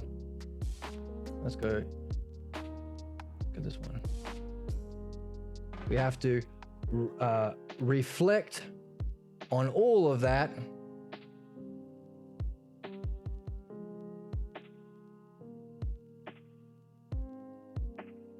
and wonder about how and why phronesis can be used in all those beneficial ways for self. Why? Well, we've come into phronesis with our understanding, and we've had the experience. Yay, right? So every philosophy class, should be sharing your experiences, not just your understanding. Integrated into our dialectic, integrated into our way of being, integrated as a standard of excellence in all of activities, a standard for understanding anything else, even our problems. And then after going through all of those different expressions in different aspects, dividing it up in different areas, reflect on all of that and ask, hang on a second, how could it work it so universally? What's its cause? If it can work in all these amazing ways, all of them beneficial, what's the cause or the hypothesis allowing it to do all those things? So that's what phronesis leads into. But we've got something interesting that's come to light here. What have we seen? Well, hang on a gosh darn minute. What have we realized our job is? To learn the art of the dialectic. To recap, what does a dialectic have? 4 categories. It's got a side A, what it is. So we said Socrates has been telling us what philosophy is, and it's got a side B, what it ain't. Philosophy isn't fighting people or debating people or being a debate bro or anti-logos, shutting everyone down. Or philonikos is another. These are all words from the text, by the way. We're piecing together the puzzle pieces from the text. Philonikos, lovers of fighting, right? What do politicians do? What do news broadcasters do? I hate you, and you are extreme leftist, you are extreme rightist. Blame the poor, blame the ignorance, fight. It's not that. That goes under what it ain't. So there's 2 categories, and each of them have only 4, well, two parts, but 4 categories. What are they? Number 1, self itself. What can you say about the object of your dialectic? Beauty itself, self to self, or definition. How would you define the thing itself? Number 2, that self that you've just defined rolls over into the next category. That thing that you've got a definition for now, how does it function to others? Self to others. Demonstration. How does it demonstrate itself or function? So we say it rolls over. Actually, give it a different color. Give it purple. Rolls over. So there's a flow to it, a rationality. And then this, of course, rolls over. How does that functioning? So let's go this color, let's go green. Number 3, that other rolling over, how does that, having been affected by the thing, how does it function to others? Or division.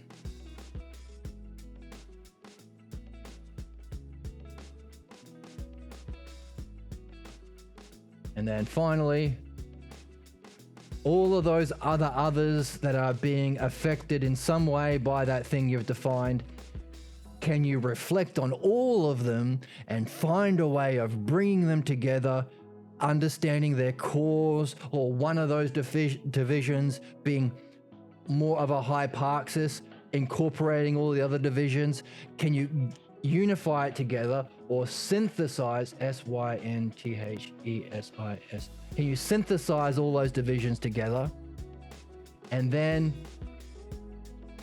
analyze it?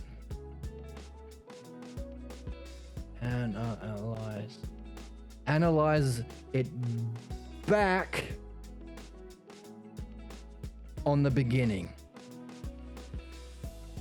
So it's self-contained. It rolls over and then it comes all the way back to the beginning. Let's get rid of this ain't because it's kind of in the way. So analyze it back to the beginning. What's that called? Hang on a second. Turning it all around back upon itself. That is the quality that we call ousia. That's what gives things in the realm of being their existence. Not because they have a physical shape, because they're self-contained in some curious way. Because they're mind itself. It's mind itself. That's what makes it knowable. Yeah. I'm going to make my arrow better. There we go. That's ousia. So we're being like the thing we wanting to join with. Oh, what did we read? Likeness. The pure can go to the pure. That's why Socrates is having a bath. It's a metaphor. Why we purify, why he calls true philosophy purification, why the separating from our human desires and problems and physical senses is a kind of purification. Why separating the soul from the body or death is in philosophy is called purification. Coming like the divine. Interesting. And cool because this activity of dialectic is being like it. So what's that called? Taking those divisions, again, rolling over. So these others become, how do those others, having been affected by this life, by this reflection, by this unfolding, by this dream that you've had, whatever it is, there is some activity. Now, remember, activity is dead without reflection. Bringing it all together, synthesis, bringing it, analyzing it back on itself. That's called other to self. Notice, there's two terms.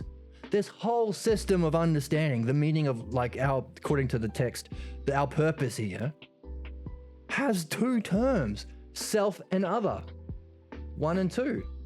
And there are only 4 possible ways of arranging it as pairs, self to self, self to other to other, other to self. You've completely exhausted all the possible duads.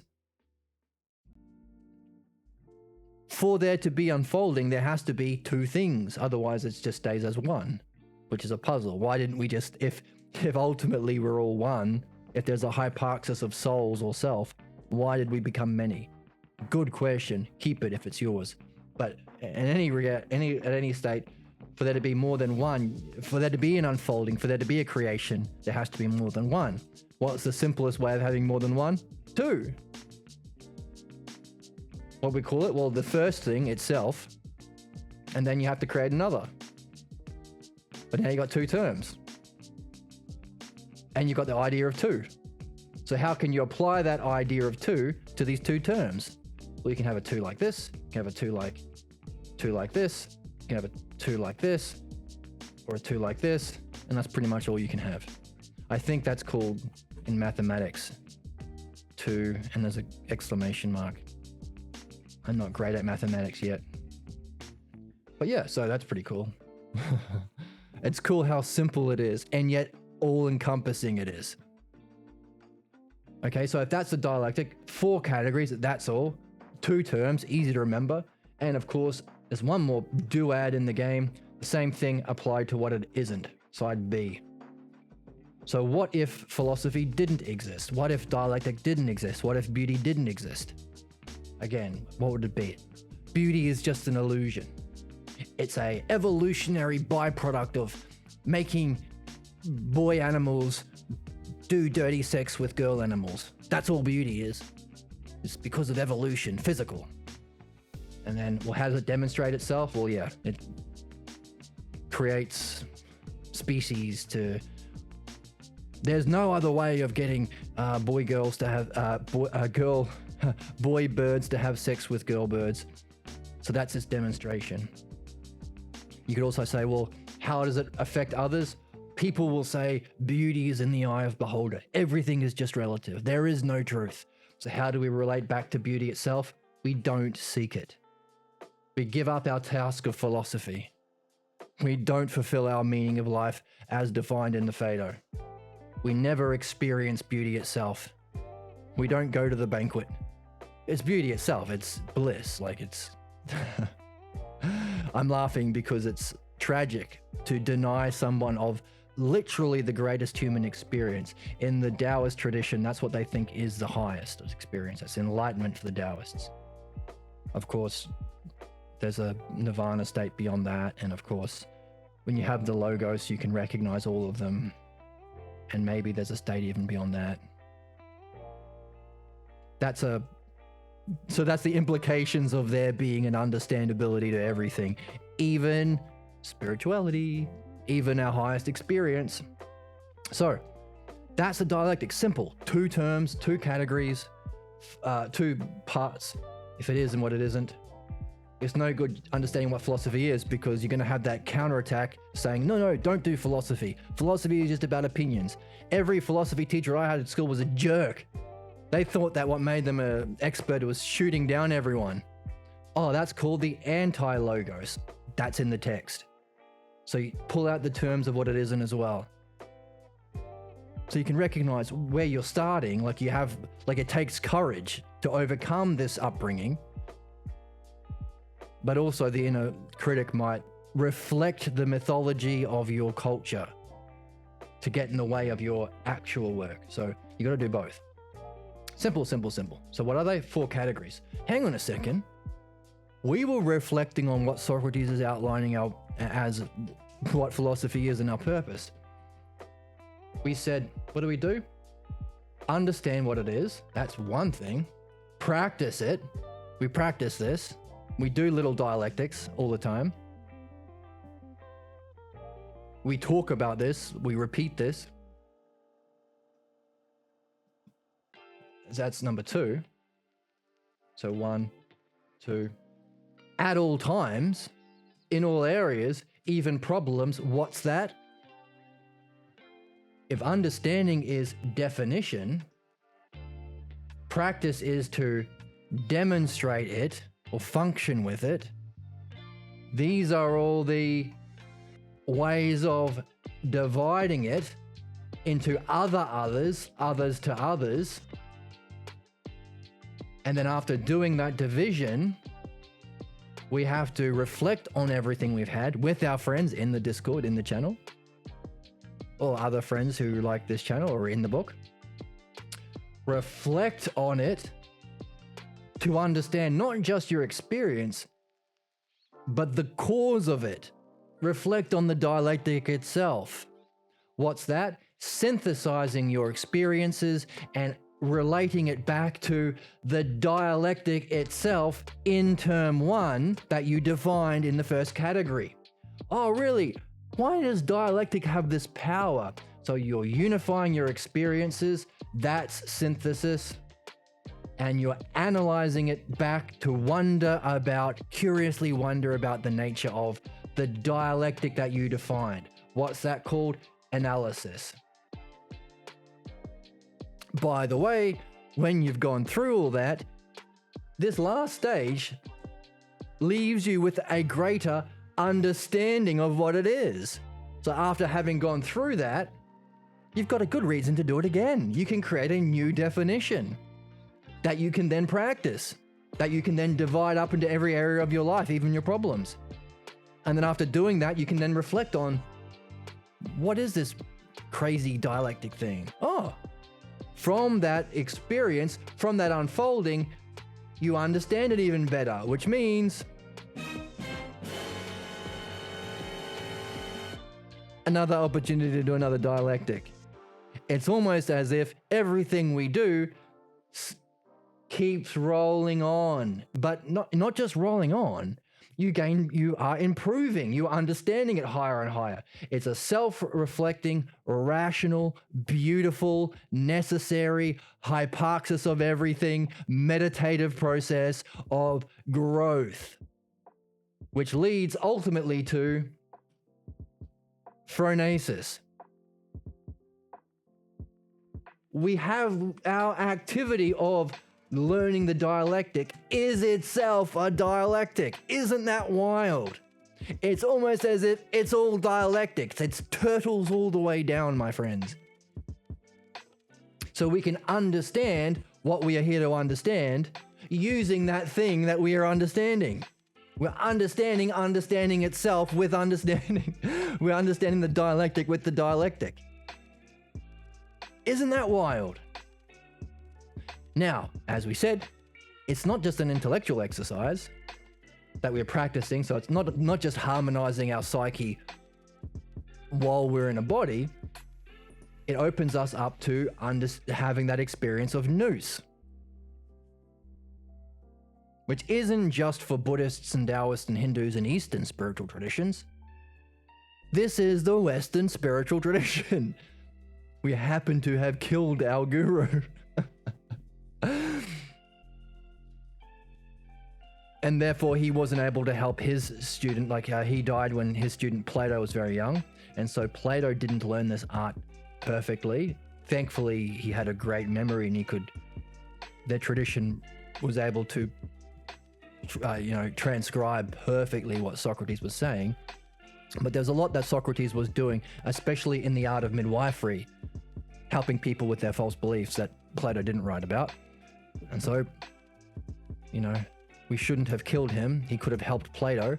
And then Plato started the first academy, the first universities in the West, in Athens,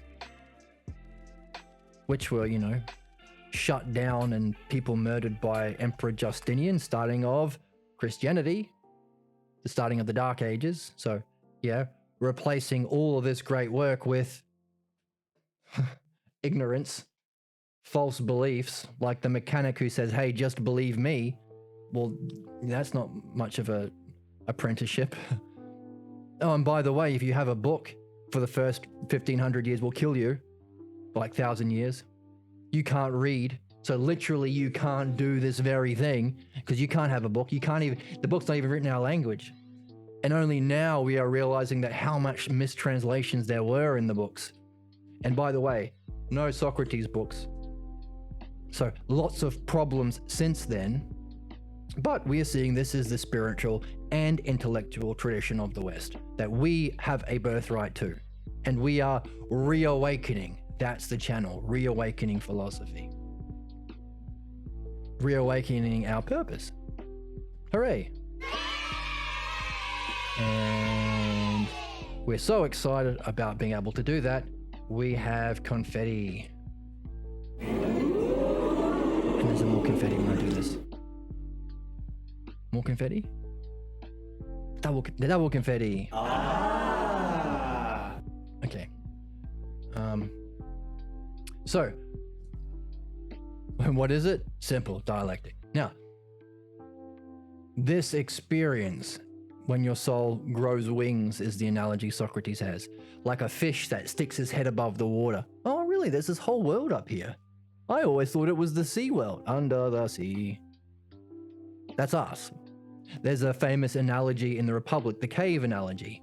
We think our physical senses are seeing the real world, but there's a whole real world outside the cave that we have to get out and see. Okay, so that experience of being comes with our understanding. That's the first thing. That's what triggers it, facilitates it. Oh, category 1. What's understanding the aspects of being? You are defining it. Definition. In this other realm of phronesis. But you have nous. What's nous or noesis? The cognitive function of ousia that can experience it. Like we have eyes, we have ears, we have a nose, we have taste. We also have ousia or nous that can apprehend not colors, not sounds, not what do you taste? Flavors, not smells that you smell. The object that nous applies to is the realm of being.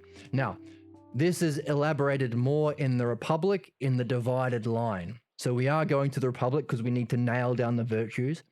Like we're using a kind of trust of what they mean. That does fit, is harmonious with our conclusions. We can infer it from the text, but it is good to nail it down even more for us. Ideally with an understanding of the dialectic. If we master this dialectic in the Phaedo, we are going to have so much fun applying it to the Republic. Oh my God. Wow. I don't want to eat a monkey. Okay, cool.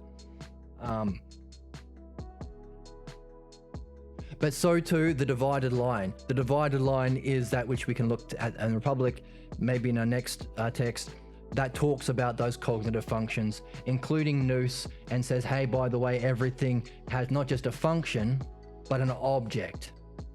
So our eyes see physical light and color, and we smell smells. We smell smells. So yeah, that's in there. But for now,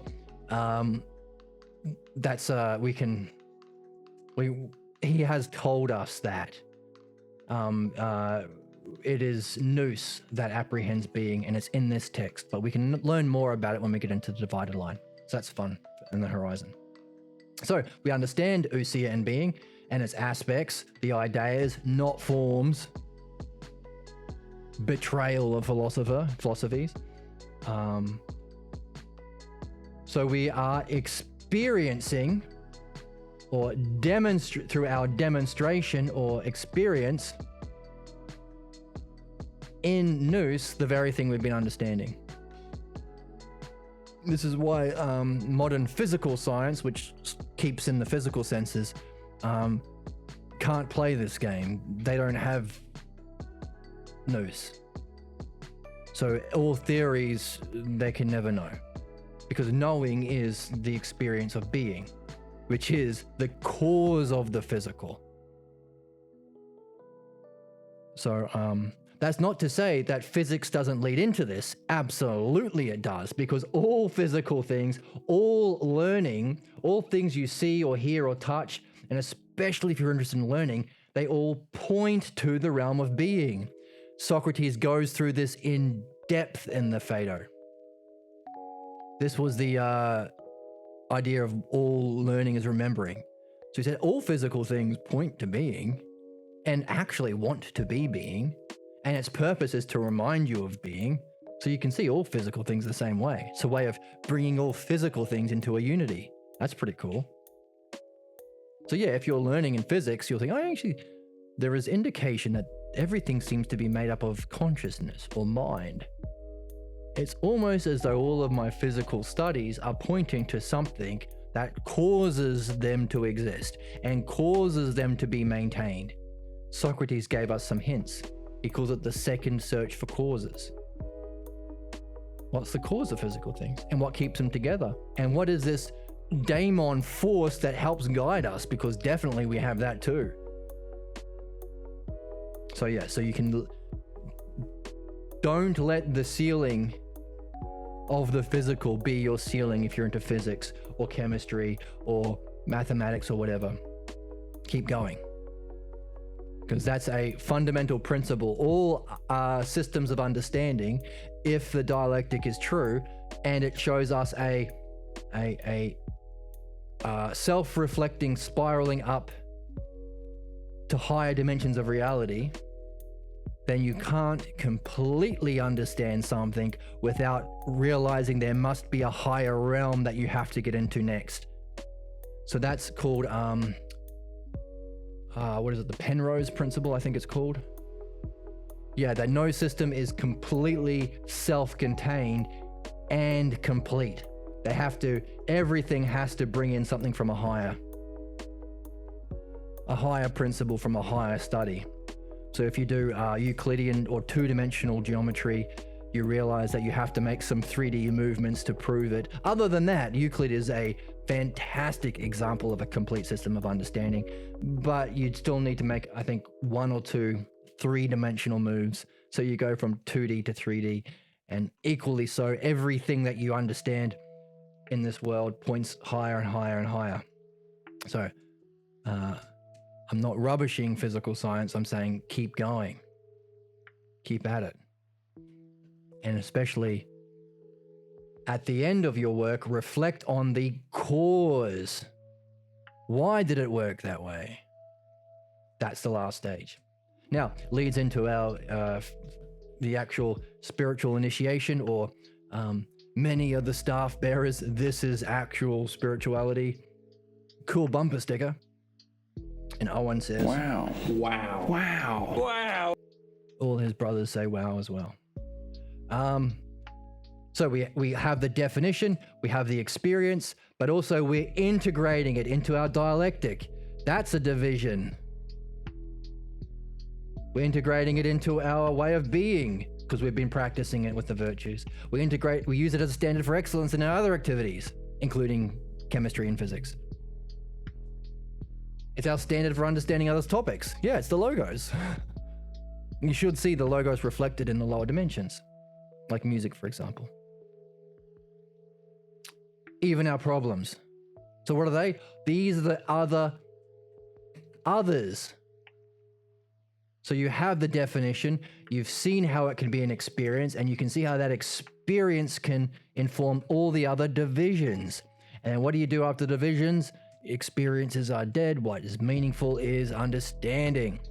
We reflect on all of those divisions and wonder how and why the cause, phronesis, can be used in all those beneficial ways for self. So we are synthesizing through our synthesizing, synthesizing our experiences, and we're applying it, analysis.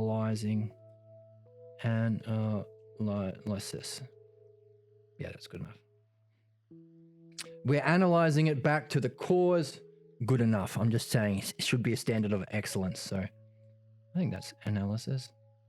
Yeah.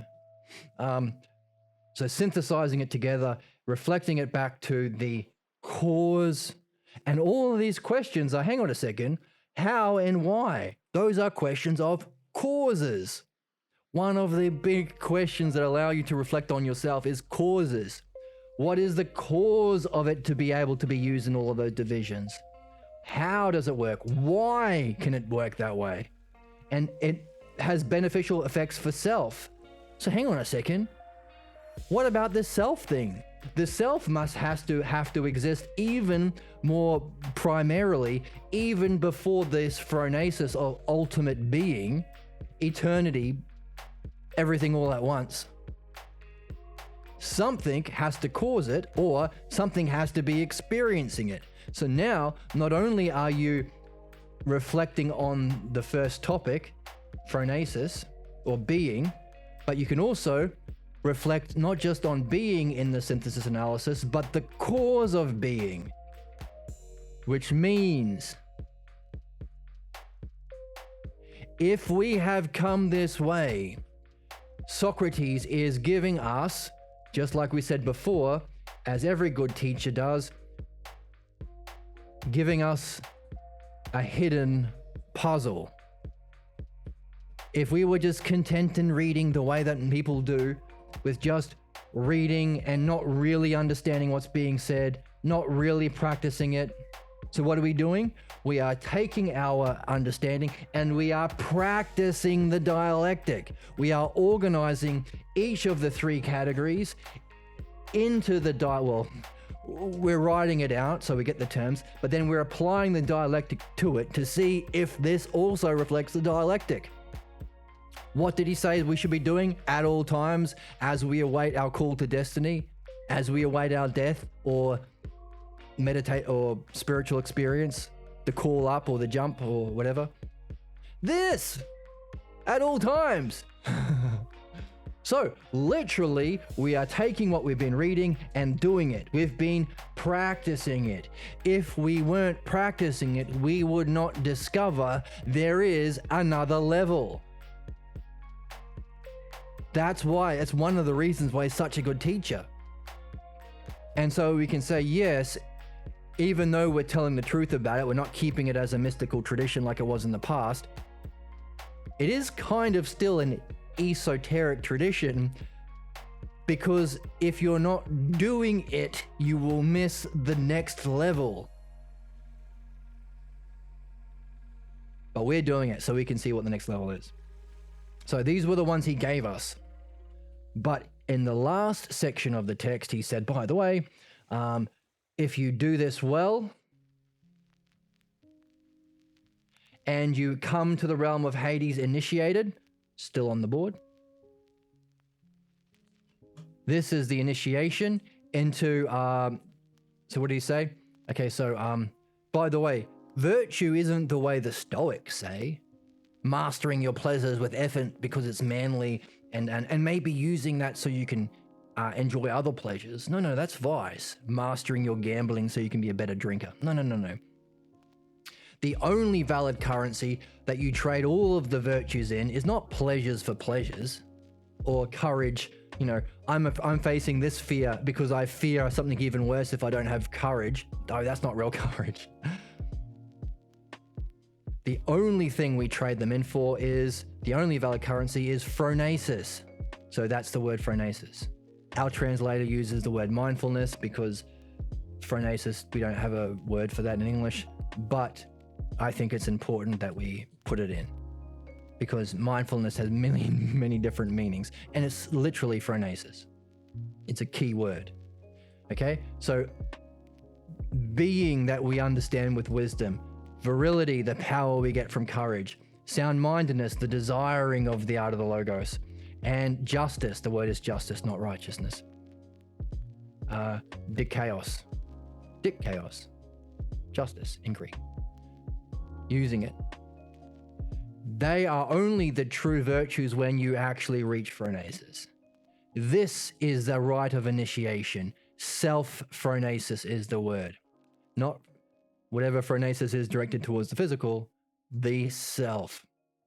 And by the way, whether it's in meditation or after you die, when you go to the realm of being or Hades, the afterlife, and you haven't had this initiation because you haven't accomplished your purpose, learning the art of the dialectic, because you haven't been reading the text, then you will be in the mud. And at the end of the text, we learn about the different marshlands or types of mud and the rivers and how that just keeps you in a loop of reincarnation. And for some people who are really terrible, they can't even do they get stuck in Tartarus. So we don't want to be in the mud. But instead, if we have this initiation into phronesis, because we've been doing our purpose, true philosophy or philodinoia, mastering the art of the logos, those things we have on the board here, our purpose, understanding what let's get rid of these big circles. Understanding what it is, practicing it at all times, definition, demonstration, division, synthesis, analysis of the dialectic, so a dialectic of dialectic kind of. But we're living it. We're a living dialectic of mastering the art of the dialectic. And by the way, you got problems in your life? That's side B. The problems that you have are all of the consequences that follow when you don't apply the dialectic to solving your problems, or listening to your dreams, or reading the text, or in your study of whatever you're studying, or your excellence of what you're doing. Yeah, you'll have problems. You'll have negative states of mind and failures, and there'll be a repeating pattern giving you clues. So everything can be a gift to unpacking or discovering and removing what's holding you back, only if you apply the dialectic to it. Dream analysis is the same thing. And many people in our community have realized this and are practicing it too. The same thing, this text is a gift from Socrates. The meaning of life. Wow, that you can understand for yourself and know and verify and integrate and take with you into your next life. So Owen Wilson says, wow. And all of his brothers also think it's cool. And Joe Rogan wants to stop eating meat and do this instead. He says, I don't want to eat a monkey. Joe Rogan doesn't want to eat a monkey anymore. I don't want to eat a monkey. See? Just like reading the text, we had to apply it. So that's what makes it a gift and not boring or dry or dull. So long as we practice what we're reading. Like if this is a book on how to ride a bike, page 1 should be, by the way, make sure you have a bike and you do this. You can't learn how to ride the bike just by reading the instructions on how to ride the bike. Get on your bike, son. Should be page 1 of every manual of how to ride a bike. Same thing with the mechanic ride. And also recognizing con artists. Anyone who says, hey, just trust me. Hey, just have hope, says the politicians. Just have faith, says the cult leaders. Just trust me, says the mechanic who always wants to keep you under his thumb because he's threatened by you being a better mechanic than him. Oh, okay, let's just ban this guy. So we can recognize anything differing from the paradigm being and helping us understand why con artists are con artists, how to recognize them, how not to be conned. And Socrates says, hey, by the way, there are going to be con artists.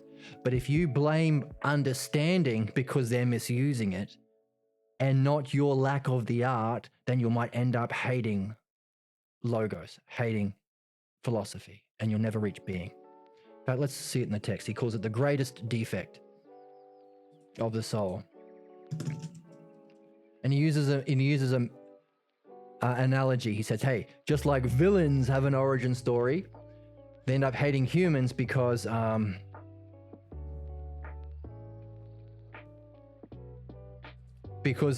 early in a villain in story's origin story, they think that there are some humans that are truthful and sound and trustworthy, especially their nearest and dearest friends. We might also add family.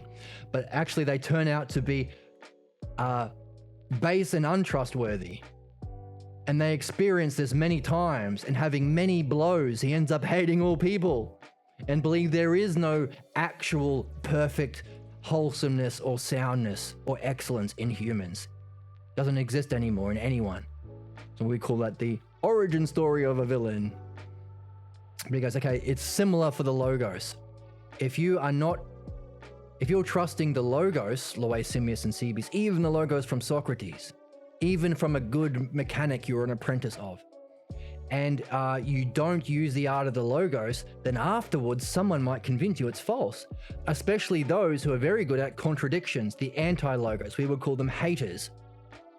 People who just shut down everything, people who shout on TV, and they know what buttons to push to get the many to vote for them, even though they're explicitly exploiting the poor. It gets the votes from all of the religious people, right? Fascists very famously try to appeal to people who are trained to not think for themselves. So, look at any fascists, politicians. They try to go after the religious fundamentalists or the racists who accept a belief without critical thinking. Now we understand why. So anti-logos spend their time contradicting the logos and believe they are most wise and they are the ones who understood things, because they say that there's no soundness or stability in reality, in being, and in the logos. You can't understand. There's no understanding. Everything is opinion. And mine sounds like the one that you love. Remember when it was great back when you were a child? Right? Make Australia great again. Make America great again. Right? Appealing to your prejudices. Because there's no actual understanding that we have to work at in this. Well, it's fun, but it's also requires effort and stuff. Requires courage and practice. And there's no rules of the art, so there's no actual paradigm or dialectic. So these people, these haters or contradictors or debate bros or what do we call them today? Not con artists, we have a word for them. Grifters, we call them grifters. They will end up pushing your buttons. And if you do not realize, the word isn't blame, that the cause is you are following their logos and believing them without learning the art of the logos, you will end up suffering because you will blame logos itself. If I can be tricked by these grifters, then there isn't anything understandable. We call that being black-pilled, or being a doomer, or a nihilist. But that's a problem, because if you hate, you'll spend your life hating and reviling the logos, the very thing you're here to master, the art of the dialectic, and you will be deprived of the truth of beings or knowledge. Guard against this condition. It's dangerous to think that there's nothing sound in the logos. Have courage and eagerly pursue and maintain your search and your mastery of the dialectic, says Socrates. And by the way, these people who try and con you, they are unenlightened. They haven't had this experience or definitely integrated it with their understanding. They are not philophronesis or lovers of this state of being, or even philosophia, lovers of the virtue of reasoning in this way, or philodianoia, which I think is even better than philosophy, a better definition for philosophy. Loving of understanding or mastering the... What they are is lovers of philonikos, lovers of drama, of fighting.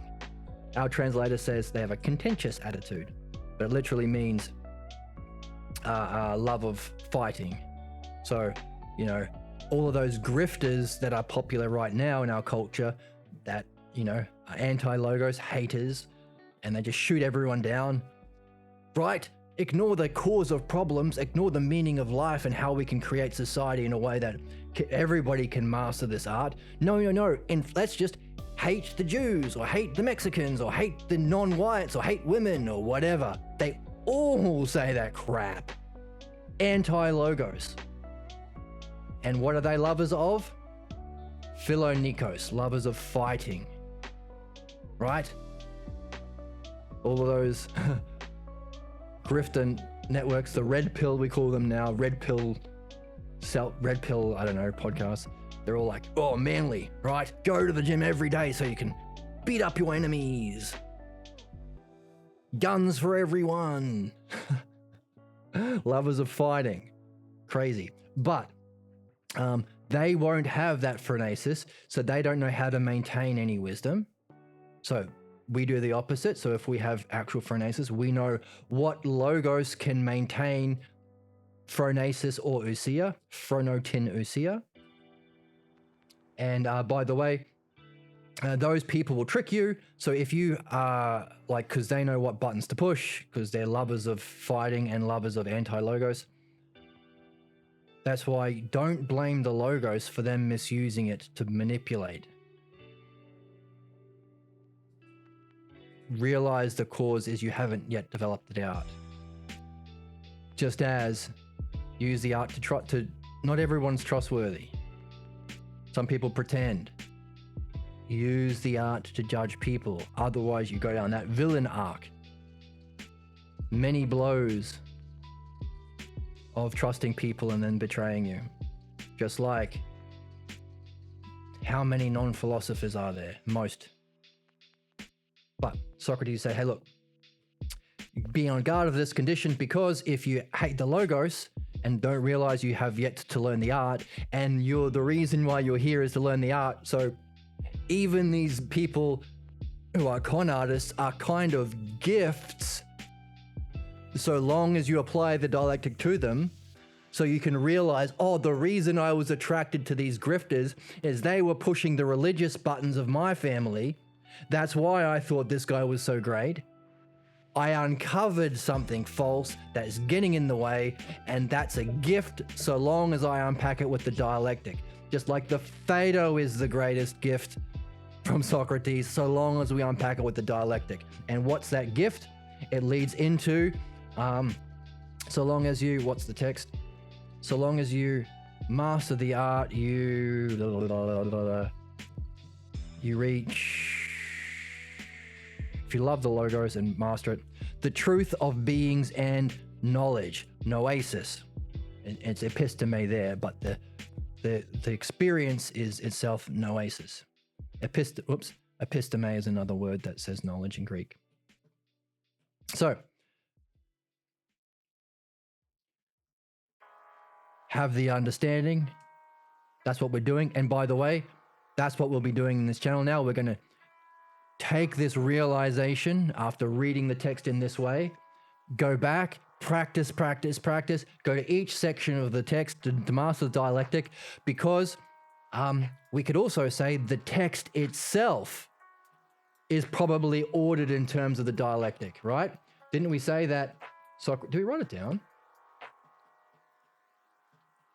I thought we wrote it down.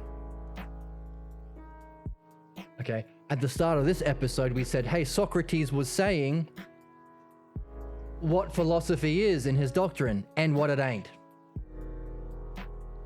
That's definition. He demonstrated it with his friends.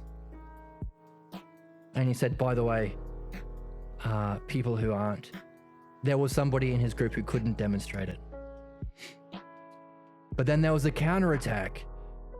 The voice of the inner critic, or the religious beliefs of Simmias and Cebes, threw everyone into a tizzy. And they all were like, oh no, I don't know what to trust anymore.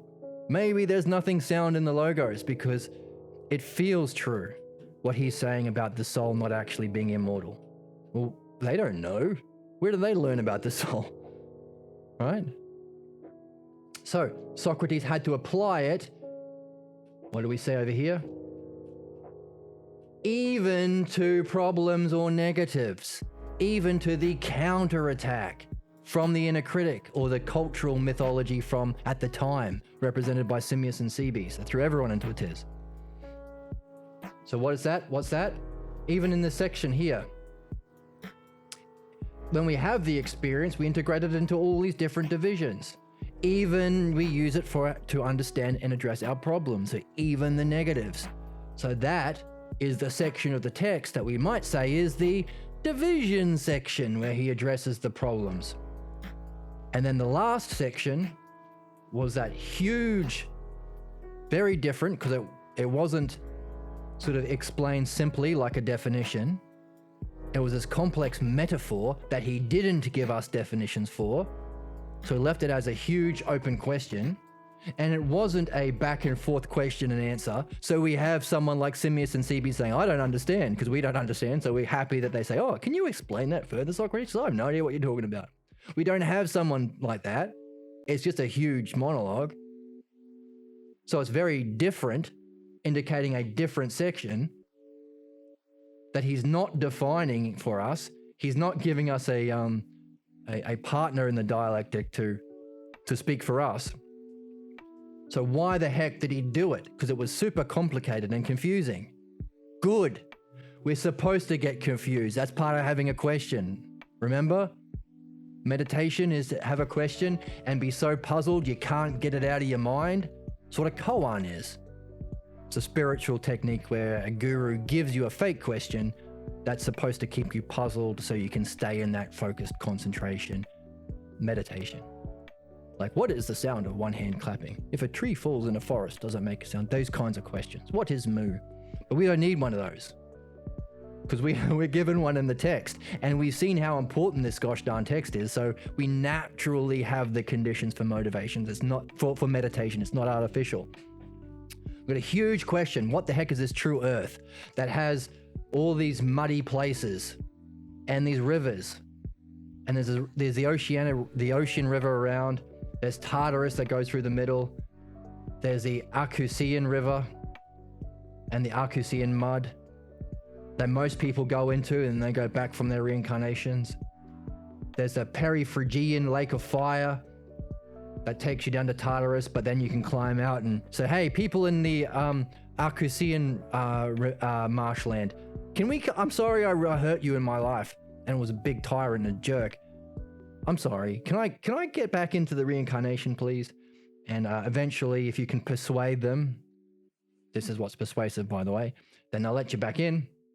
And there's another river. So there's I think we've got 5. We've got the ocean river around, that's 1. The Tartarus that goes all the way through the middle, that's 2. The Arcan River, where most people go, is 3, to the Arcusian marshlands. We got 4, the Lake of Fire, the Periphrygian, that goes to Tartarus, but then you can come out. Most people, some really, really bad guys apparently can't, which is curious. What happens to those souls? And then there's the 5th river, the River Styx, that goes to the Styx marshlands, and then goes even further down on Cocytus, which means to gain some terrible power in the River Styx, and then goes to the Cocytus River. What the heck is all these rivers for? Especially since we're being told we want to escape the cycle of reincarnation to, let's see it in the text, to meet better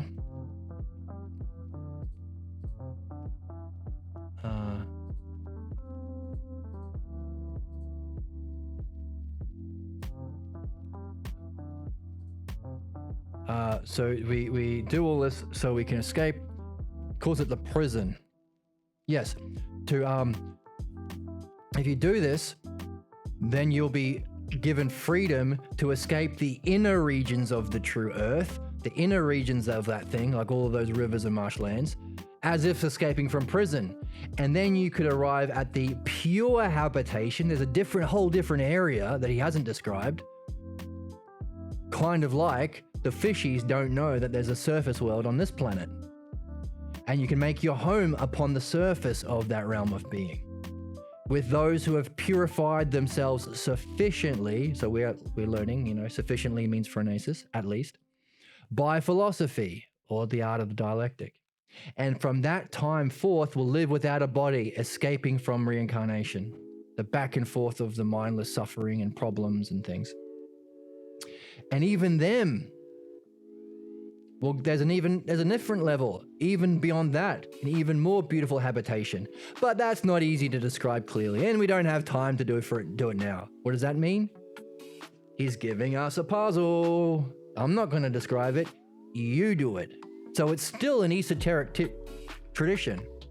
If you learn this at college, if you're not reading with this level of integrity and practicing it and doing it and looking for questions and realizing it's the singular purpose, you are not going to realize that there's a hidden question in there, like a Christopher Nolan movie. There's not just a twist, there's a hidden question in Inception and Fight Club 2, and that's not, because anyway, some good filmmakers do this, that you will only see if you're applying yourself. I'm not going to talk about that other one, but I will tell you that these people that you meet on the surface of the earth that go to this, that are looking to go somewhere else, he calls them, he talks about them a few times in the text, but he calls them travelers, fellow travelers. Yeah. Here, a few pages up. You'll meet fellow travelers and guides, fellow travelers and leaders. So, another puzzle. Why do we care about that? Well, we have seen, look at that mess. Let's get rid of this mess here. So this is an expression of the frustration of having a question. That last description of the earth seems to be the last stage, which is why we have to go back and perfect ourselves and prepare ourselves by practicing the art of the dialectic, so that when we finally come back to this last section of this true earth, that shouldn't really apply to us anyway. Why do we learn about this if we're trying to escape the incarnations? Well, there must be a way of applying the dialectic to it. It's the final boss, the synthesis and analysis of the text. So if you're interested, if you know about Dragon Ball Z, there is a section in that where Goku and his friends are training for a year or two because they know that there is a final boss on the way. Any video game, you know that the whole process of playing the game is leveling up so you can defeat the final boss and so on. That is our final boss. That's why we're going back to do our preparation. But in this, he said, hey, by the way, there's this habitations where people, fellow travelers and guys, they're going to somewhere else as well. What the heck is that? So there's a question there, but we recognize, hang on a second, if we are doing this, not just to our learning, doing a dialectic to learning the art of dialectic, but if we do the dialectic on the goal of the dialectic, phronesis, we see, hang on a second, there's our understanding that brought us into it. There's our experience, definition and demonstration. We can integrate it into our way of being in all the different ways, including the negatives. That's division. And then after doing all that, again, experience is dead. We have to reflect, ousia, and understand it. We ask questions about how and why phronesis can work in all these ways, and what is its cause. And if it benefits the self, what is the self? So we're not just wondering about phronesis, but what is the third search for causes, the cause of causes? As Socrates said in the text, hey, this realm of mind is a cause of the physical world, but that must have a cause too. That's the third search for causes. So this has highlighted there must be a different level beyond even phronesis that we would only have seen if we did this. So it's kind of still an esoteric tradition. You got to be in the game to see it. But if you're in the game, you'll see it. So one of our questions is, what the heck is this fourth level of learning?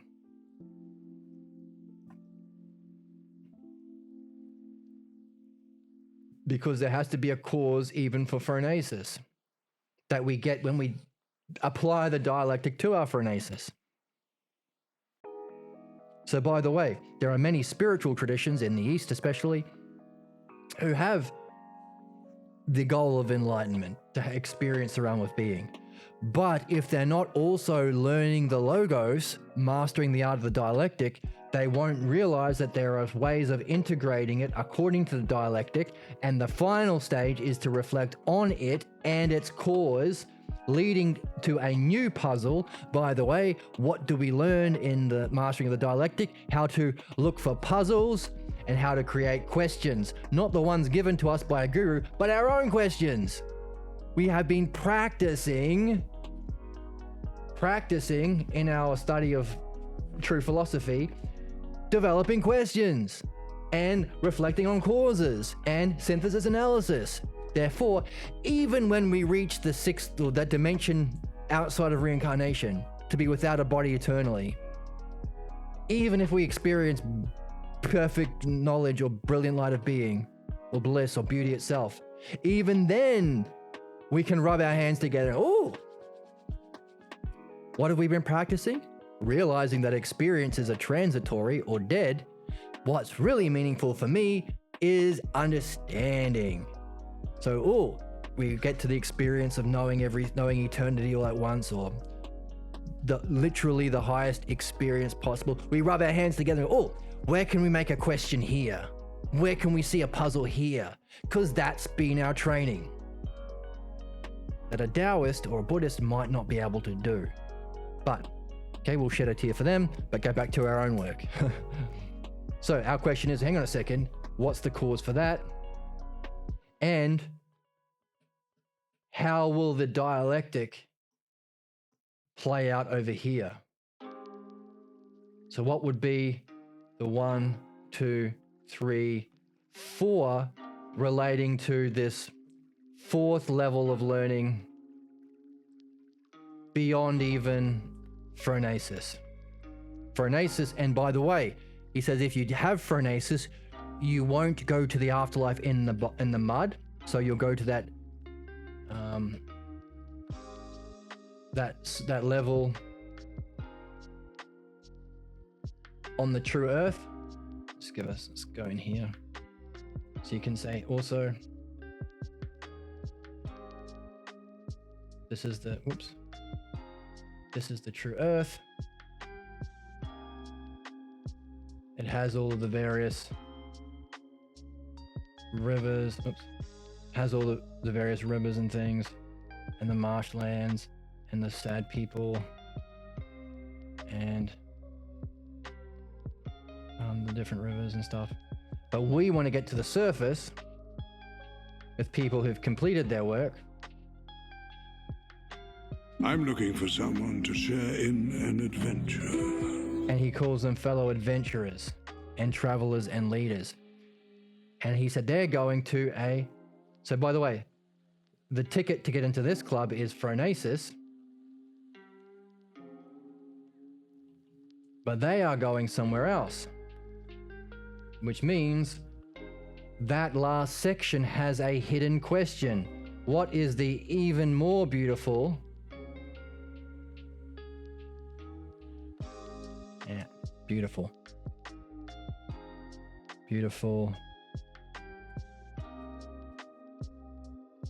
Let's say that again. Even more beautiful place. What the heck is that even more beautiful place he's not talking about? Which maybe is the same puzzle as what the heck is that next level of learning? And also he mentions earlier, let's see it in the text to remind ourselves. Cause.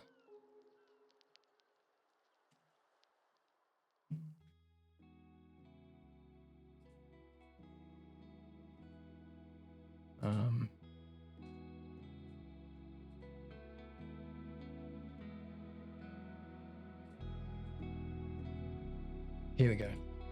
Page 70. He says, by the way,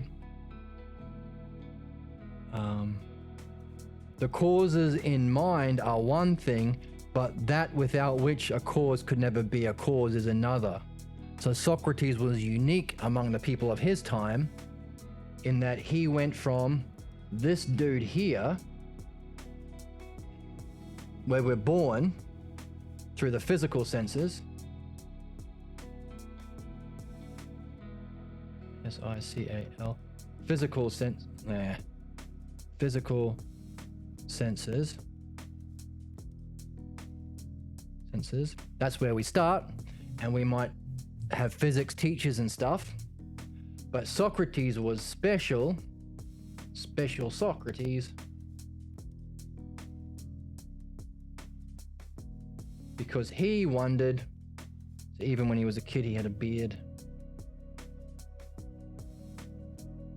his beard, and he had his wizard's hat on because he's a true adventurer.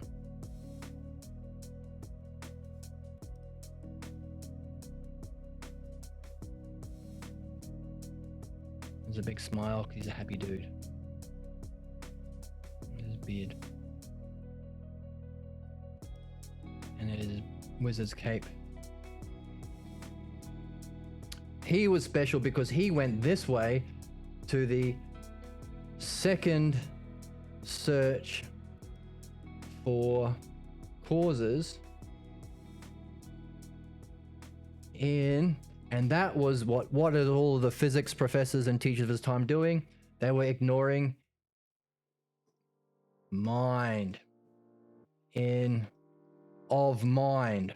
He realizes, hey, I've got a physical body that does things, but my mind chooses to, based on what my mind perceives as good. And good isn't in the physical, but is something accessed through mind. And what is beautiful, which must be in being, of mind or being. That's what got him into the love of learning. Starting this process. And then realizing that to get there, you have to master your understanding, the art of the dialectic, and then you actually experience that realm of being or mind that isn't any good to you unless you've got the logos and the dialectic in your back pocket. But then he gave us that puzzle, by the way, if you are doing the dialectic, even on that, there must be a reflection or analysis on its cause, meaning there's a fourth level of learning beyond phronesis that I don't have time to talk about right now. I have to go and die. What? He's helping us. Like a daemon. He's giving us a gift that we won't get unless we unpack it with the dialectic. Just like, what's this even more beautiful place? If phronesis is a ticket to here, what's this other place? So that's one question. The other question is, what's this fourth level of learning beyond phronesis? And Socrates says, hey, my second search for causes, but then we read he dropped one line. He's so not efficient, but beautiful in the way he sneaks a puzzle in. Like a video game. There's one key that will unlock the final door. Or there's one clue that you have to find. Isn't that cool? What do you say, Owen? Wow. Yeah. And what do you say, Owen's brother? Wow. The crowd says ooh and ah. Okay? So, the cause of causes. One line drops that truth bomb or that puzzle on us, that we will not get unless we're doing it. And if we are doing it, we realize that there is therefore one more puzzle or a question. What is that? What is the third search for causes? Whoops. There you go, folks. The third, this question we have is, okay, if Socrates is like everyone, even his teachers, and that's our world, right? You might have that one physics teacher who's like, this was me. When I was doing physics at school, I had that one teacher who mentioned Einsteinian relativity.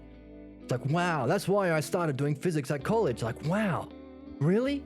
Yes, well, actually, all of this mechanical, physical physics that we've been learning, there's a whole different level with Einstein and relativity, close to the speed of light and time and space warping.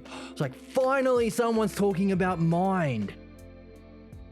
That maybe it's consciousness underlying the quarks in string theory, and there's supersymmetry at the subatomic level that shouldn't be there, that can only be explained with mind. Wow, I'm doing physics at university. And what does Socrates say happened to Anaxagoras, the one teacher who was dropped the idea that there must be mind? He immediately dropped the ball, got straight back into the physical world, didn't spend time doing mind, just like what happened to my one physics teacher. Dropped the ball, spent 99.9% of time talking about physical things, ignored mind. What happened at university? Ignored mind. Even philosophy teachers at college. Hey, what about consciousness? Nah, not here, buddy. That's not science. We want to be taken seriously by the elite by the college. No. So what did they say? They tried to play the game that, the reason why beautiful paintings are beautiful, well, we like beautiful rivers and mountains because they have a evolutionary benefit. That's the theory of our time. If you can explain everything in terms of evolutionary theory of Darwin, of the physical world, then you are in the mythology of our current age at universities. Socrates faced a similar problem, and he realized they were dropping the ball, so I'm going to get into the study of the mind. And then he said in the text here, by the way, there is a cause of even mind. I'm not going to talk about it. Just like he said there is a level of phronesis, but there's an even more beautiful place. I'm not going to talk about it. By the way, if we do a dialectic on what philosophy is, we realize that that leads to phronesis. So he says true philosophers are actually a philophronesis, lovers of phronesis. If we bring the dialectic into what we learn about phronesis and nous, we realize, holy crap, there must be, in that last stage, synthesis analysis, what do? We reflect on why and how it worked. What's another word for that? Cause. Or what's this got to do with the self? A higher cause. Something has got to be having this experience of phronesis. So, what is the fourth level of learning beyond? So we've got philomathesis, lover of learning, philosophia or philodianoia, lover of philosophy or lover of understanding. That's where we begin the art of the dialectic. And then that graduates to philophronesis. That's the mystical tradition that you need, otherwise you'll be in the mud or the underworld marshlands and terrible rivers and stuck in the prison of reincarnation when you go to the realm of being. So you need phronesis to get on top of the surface. But there must be a fourth level. Why? Necessarily, there's a cause that we saw because we did the dialectic on it, which is what we're being told to do. He's telling us do it, and you'll see it. So what's the fourth level of learning? Question 1. Question 2, what's the more beautiful place? Let's write it down. Question 1, what is the fourth level or stage? Let's say level of learning. that we discovered for ourselves, which is part of the practice of reading. What's reading? Questions, puzzles, structuring it with a dialectic. We're learning how to read. What did the non-philosophers teach us at college? What does this text mean to you? Project all your bollocks beliefs onto this text and tell me how To Kill a Mockingbird was really about Jesus. Literally, that's what I got good marks in English, because you just talk nonsense, and the trick was project the beliefs you think the teacher has, and they'll go, oh wow, that's so beautiful. I never realized To Kill a Mockingbird was about I don't know, if your English teacher was an ex-football player, realizing that the true winning the Super Bowl is a good family. I don't know, whatever you think the teacher wants to hear, project his beliefs. That's what con artists do, by the way. Many of the right-wing grifters or the conservatives who are just exploiting people to get them to vote against their interests don't believe the crap. They're not the Workers' Party. They don't believe in whatever religious or racist thing that they pass on. They're trying to push the buttons of the other people. That's interpretation. What are we doing? The opposite. We're learning to read. In doing so, we uncovered question 1. What's that? What is the 4th level of learning after phronesis? After phronesis. So when we go back and practice the dialectic on each of the sections of the text, which we will also apply the dialectic to organize, we'll keep this question in our inventory. Look for any clues to what might be a 4th level of learning. Question 2. What is the... So if we say we got the physical world over here, let's draw it out. Let's give the physical world this dirty brown color. This color of Earth. If we have the 3D world of Earth, but nous, or the true practice of philosophy, is separating the soul from the body. So there's our soul, it's happy, and she's got wings.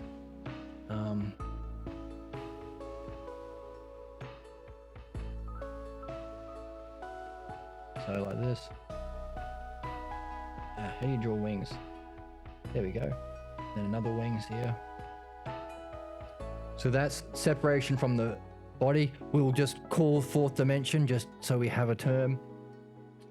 We have the 5th dimension of the underworld, so we'll give that 5th dimension. The realm of being, because you can be a soul fluttering around outside your body. People do that. Some people call that astral traveling. I don't know, but that's experiences people have. And then we have the realm that you get to with phronesis. We'll call that the 6th dimension. 6th dimension. Let's give it a different color. So we have the Tartarus, we got the Arcusian marshland, then we got the bigger one, Periphrygian, and then we got the river Styx that goes into Cocytus, and then we got the one that goes all the way around. Okay, so what's the even more beautiful place? So we'll call that the 7th dimension. So question 2 that we're going to carry with us as we go through the text, again, to practice, train up, like Goku training for the final boss. We're going to ask, what is the 7th dimension more beautiful? Now, let's get the actual word, because the word might be a key. Beautiful.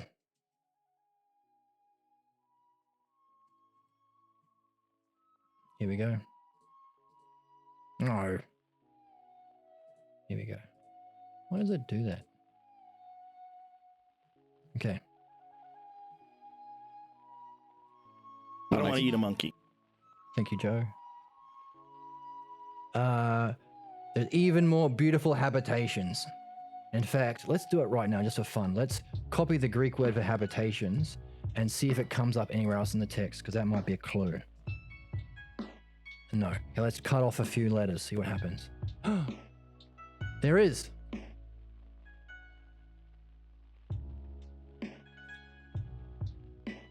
Those who have purified and perfected, this is like, whoa, way back at the start, will dwell with the gods.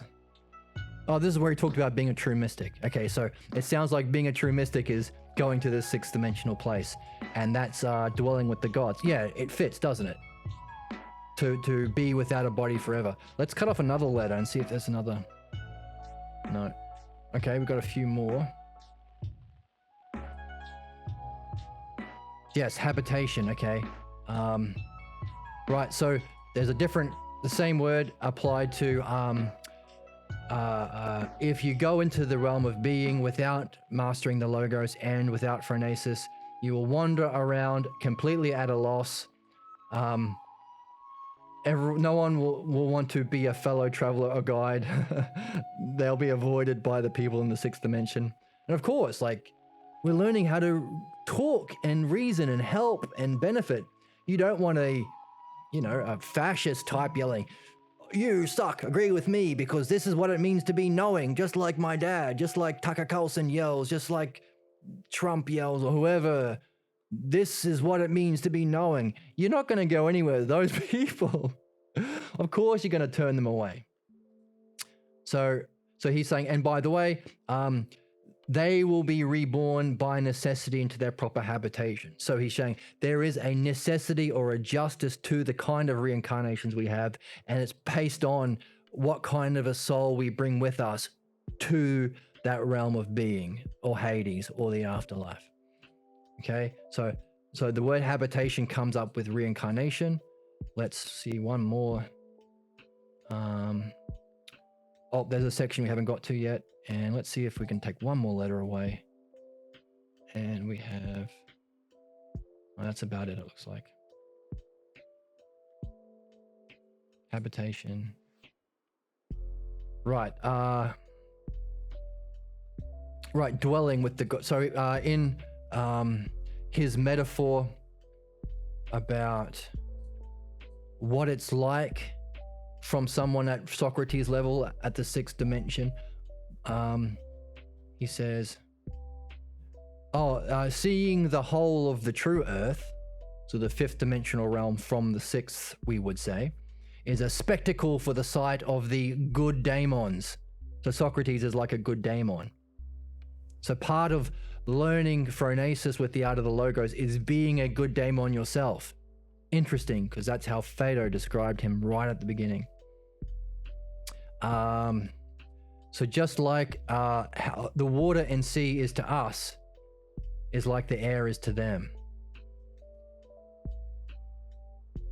Right, so we see that the water is less than the air, so the fishies don't know what's going on.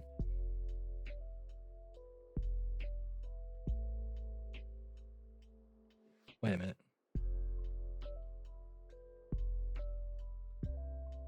Let's read this better. Okay, so broad best breast. The realm of being is broad breasted, meaning productive, fertile, beautiful, but also creative. Overflowing with its creation. So he's giving us a clue about how our world of becoming is caused by that realm of being, the fifth dimensional realm. It overflows. It's so naturally creative, it overflows, and it's present everywhere, which is interesting. So if it's present everywhere, there should be a way of accessing in each moment the realm of being. By the way, that's a doctrine of a few different spiritual traditions, the gap between each moment. Let's keep going. The ideal of the earth is a spectacle for the good daemons. There are many living beings and humans upon there. Some live inland and some on the edge, just as we live at the edge of the sea. Some live on islands. Okay, so he's really going into detail. He's saying, hey, the water and sea is to us for our use. This is like the air to them. And the ether or space for us is like to them is like the air to us. So this is the metaphor.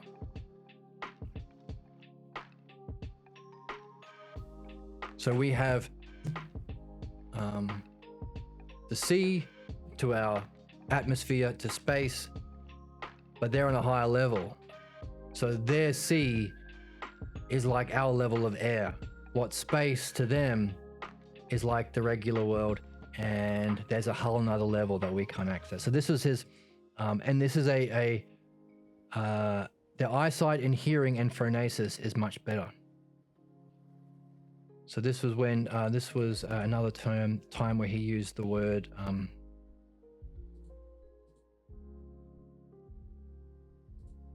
habitation.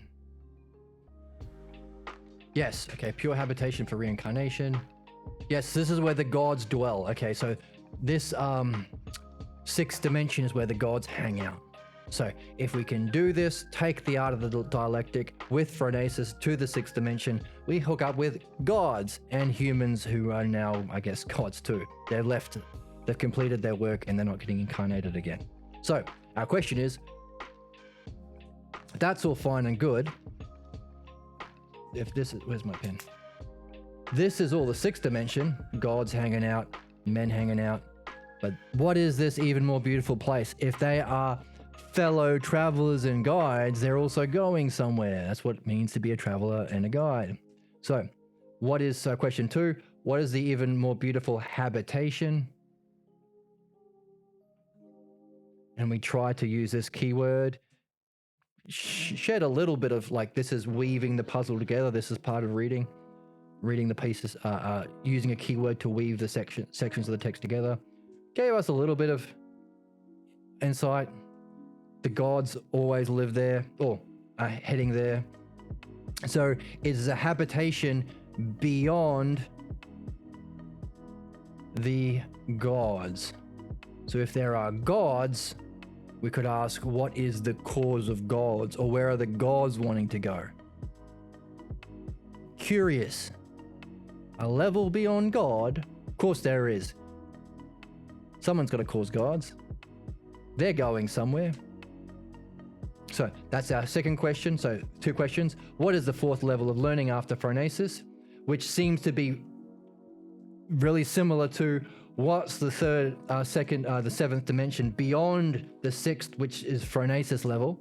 So they're kind of the same. And the 3rd question that we got is, Socrates became a philosopher because he was searching for mind. But then what's the cause, that which outwith causes are one thing, but causes of causes are another. So what's the 3rd search for causes that he also didn't mention? These are 3 things that he gave us clues or pointed to, just as all physical things point to being. Socrates is pointing 3 times at something he's not explaining. This is our question we're going to take with us. So what's that? What is the 3rd search for causes, or the cause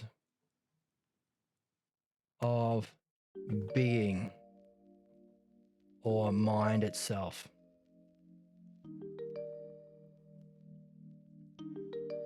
Now, cool. Hooray, we have them. Hooray.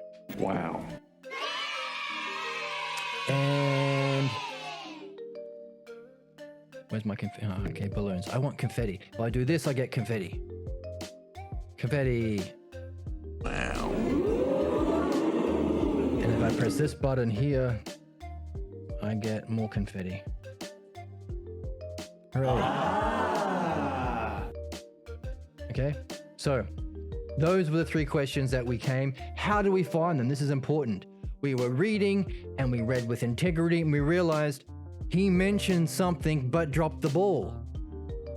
And it seemed to be important. We look for what's important. We look for, where do we have missing pieces? Like you're playing a video game. Oh, That statue is missing the gold gem in that right eye. I must have to find the gold gem and put it in that statue, you know?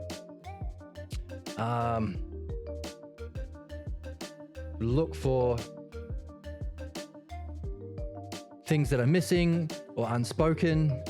Especially the better we understand the structure of the dialectic, the more we can recognize the deviations. So that's our second level of learning. The more that we have an experience of being, the more we can recognize deviations. Like, oh, this is a less than excellent text. He should have mentioned the third search for causes. So we're looking for puzzles. And we came to three big ones. We're going to carry these with us in the next one, where we're going to go back and practice and train up for the final boss, understanding this guy. What the heck is this all about? That was very confusing, but we're going to bring the dialectic to it. First, we're going to train up. But also, while we do that, we're carrying 3 questions. What's the 4th level of learning after phronesis? Number 1. Number 2, what's the 7th dimension that's more beautiful than a more beautiful habitation beyond even the gods? And number 3, what's the third search for causes, or the cause of causes? Now, do you see anything? Holy smokes, they seem to be the same kind of thing. Why? Well, the 6th dimension was phronesis. So we're wanting the 7th dimension, which is beyond phronesis. Question 1 was, what's the level of learning after phronesis? So they're tied together. And if the 6th dimension, if phronesis is the understanding, experience, and artful integration of being, and we want to know what's the cause of being, we want to go a level above phronesis, which is a level above the gods. All 3 of those questions, it seems to be, are tied together, or maybe one super mega question. Wow. Wow. Wow. Wow. So, we're going to train up the dialectic so we can defeat the super mega boss at the end.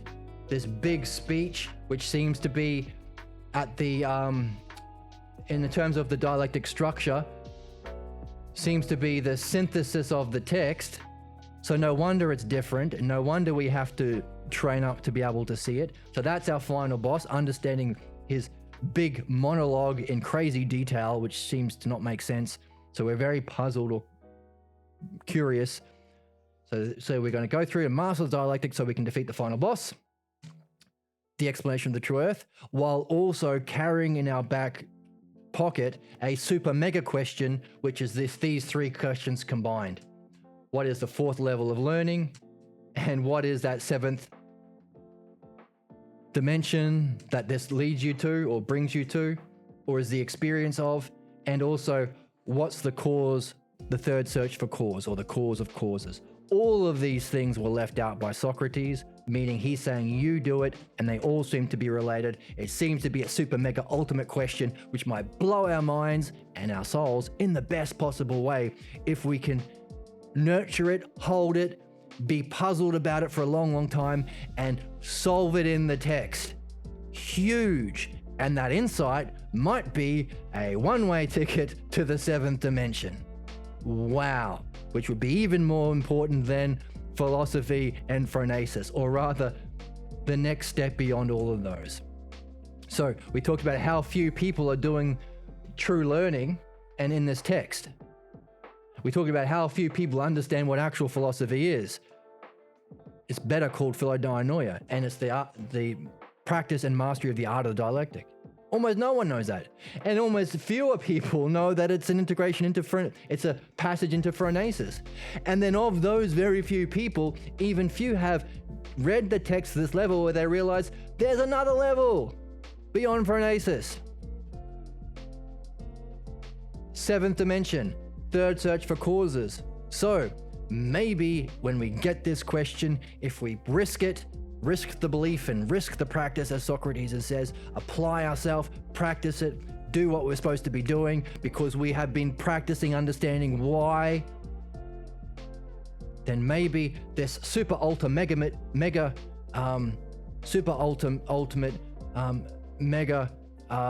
profound question that we take with us might spark a level of insight that will blow us out of the water.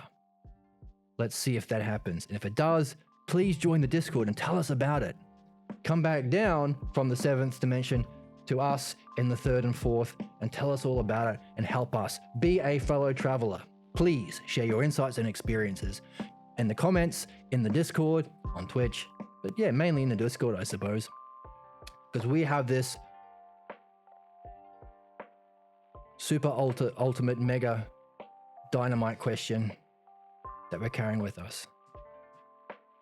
On that cliffhanger,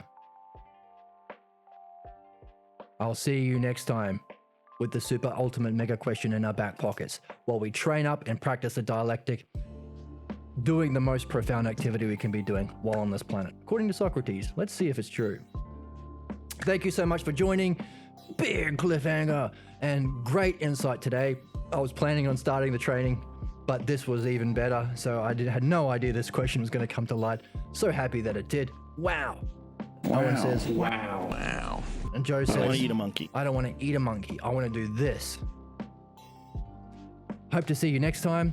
Feel free to like, subscribe on YouTube, join the Discord, join on Twitch or live streams on YouTube, support on Patreon if you like. It'd be greatly appreciated. And I hope to see with an ultimate super mega dynamite question in your back pocket. Hope to see you next time. Thank you so much for joining.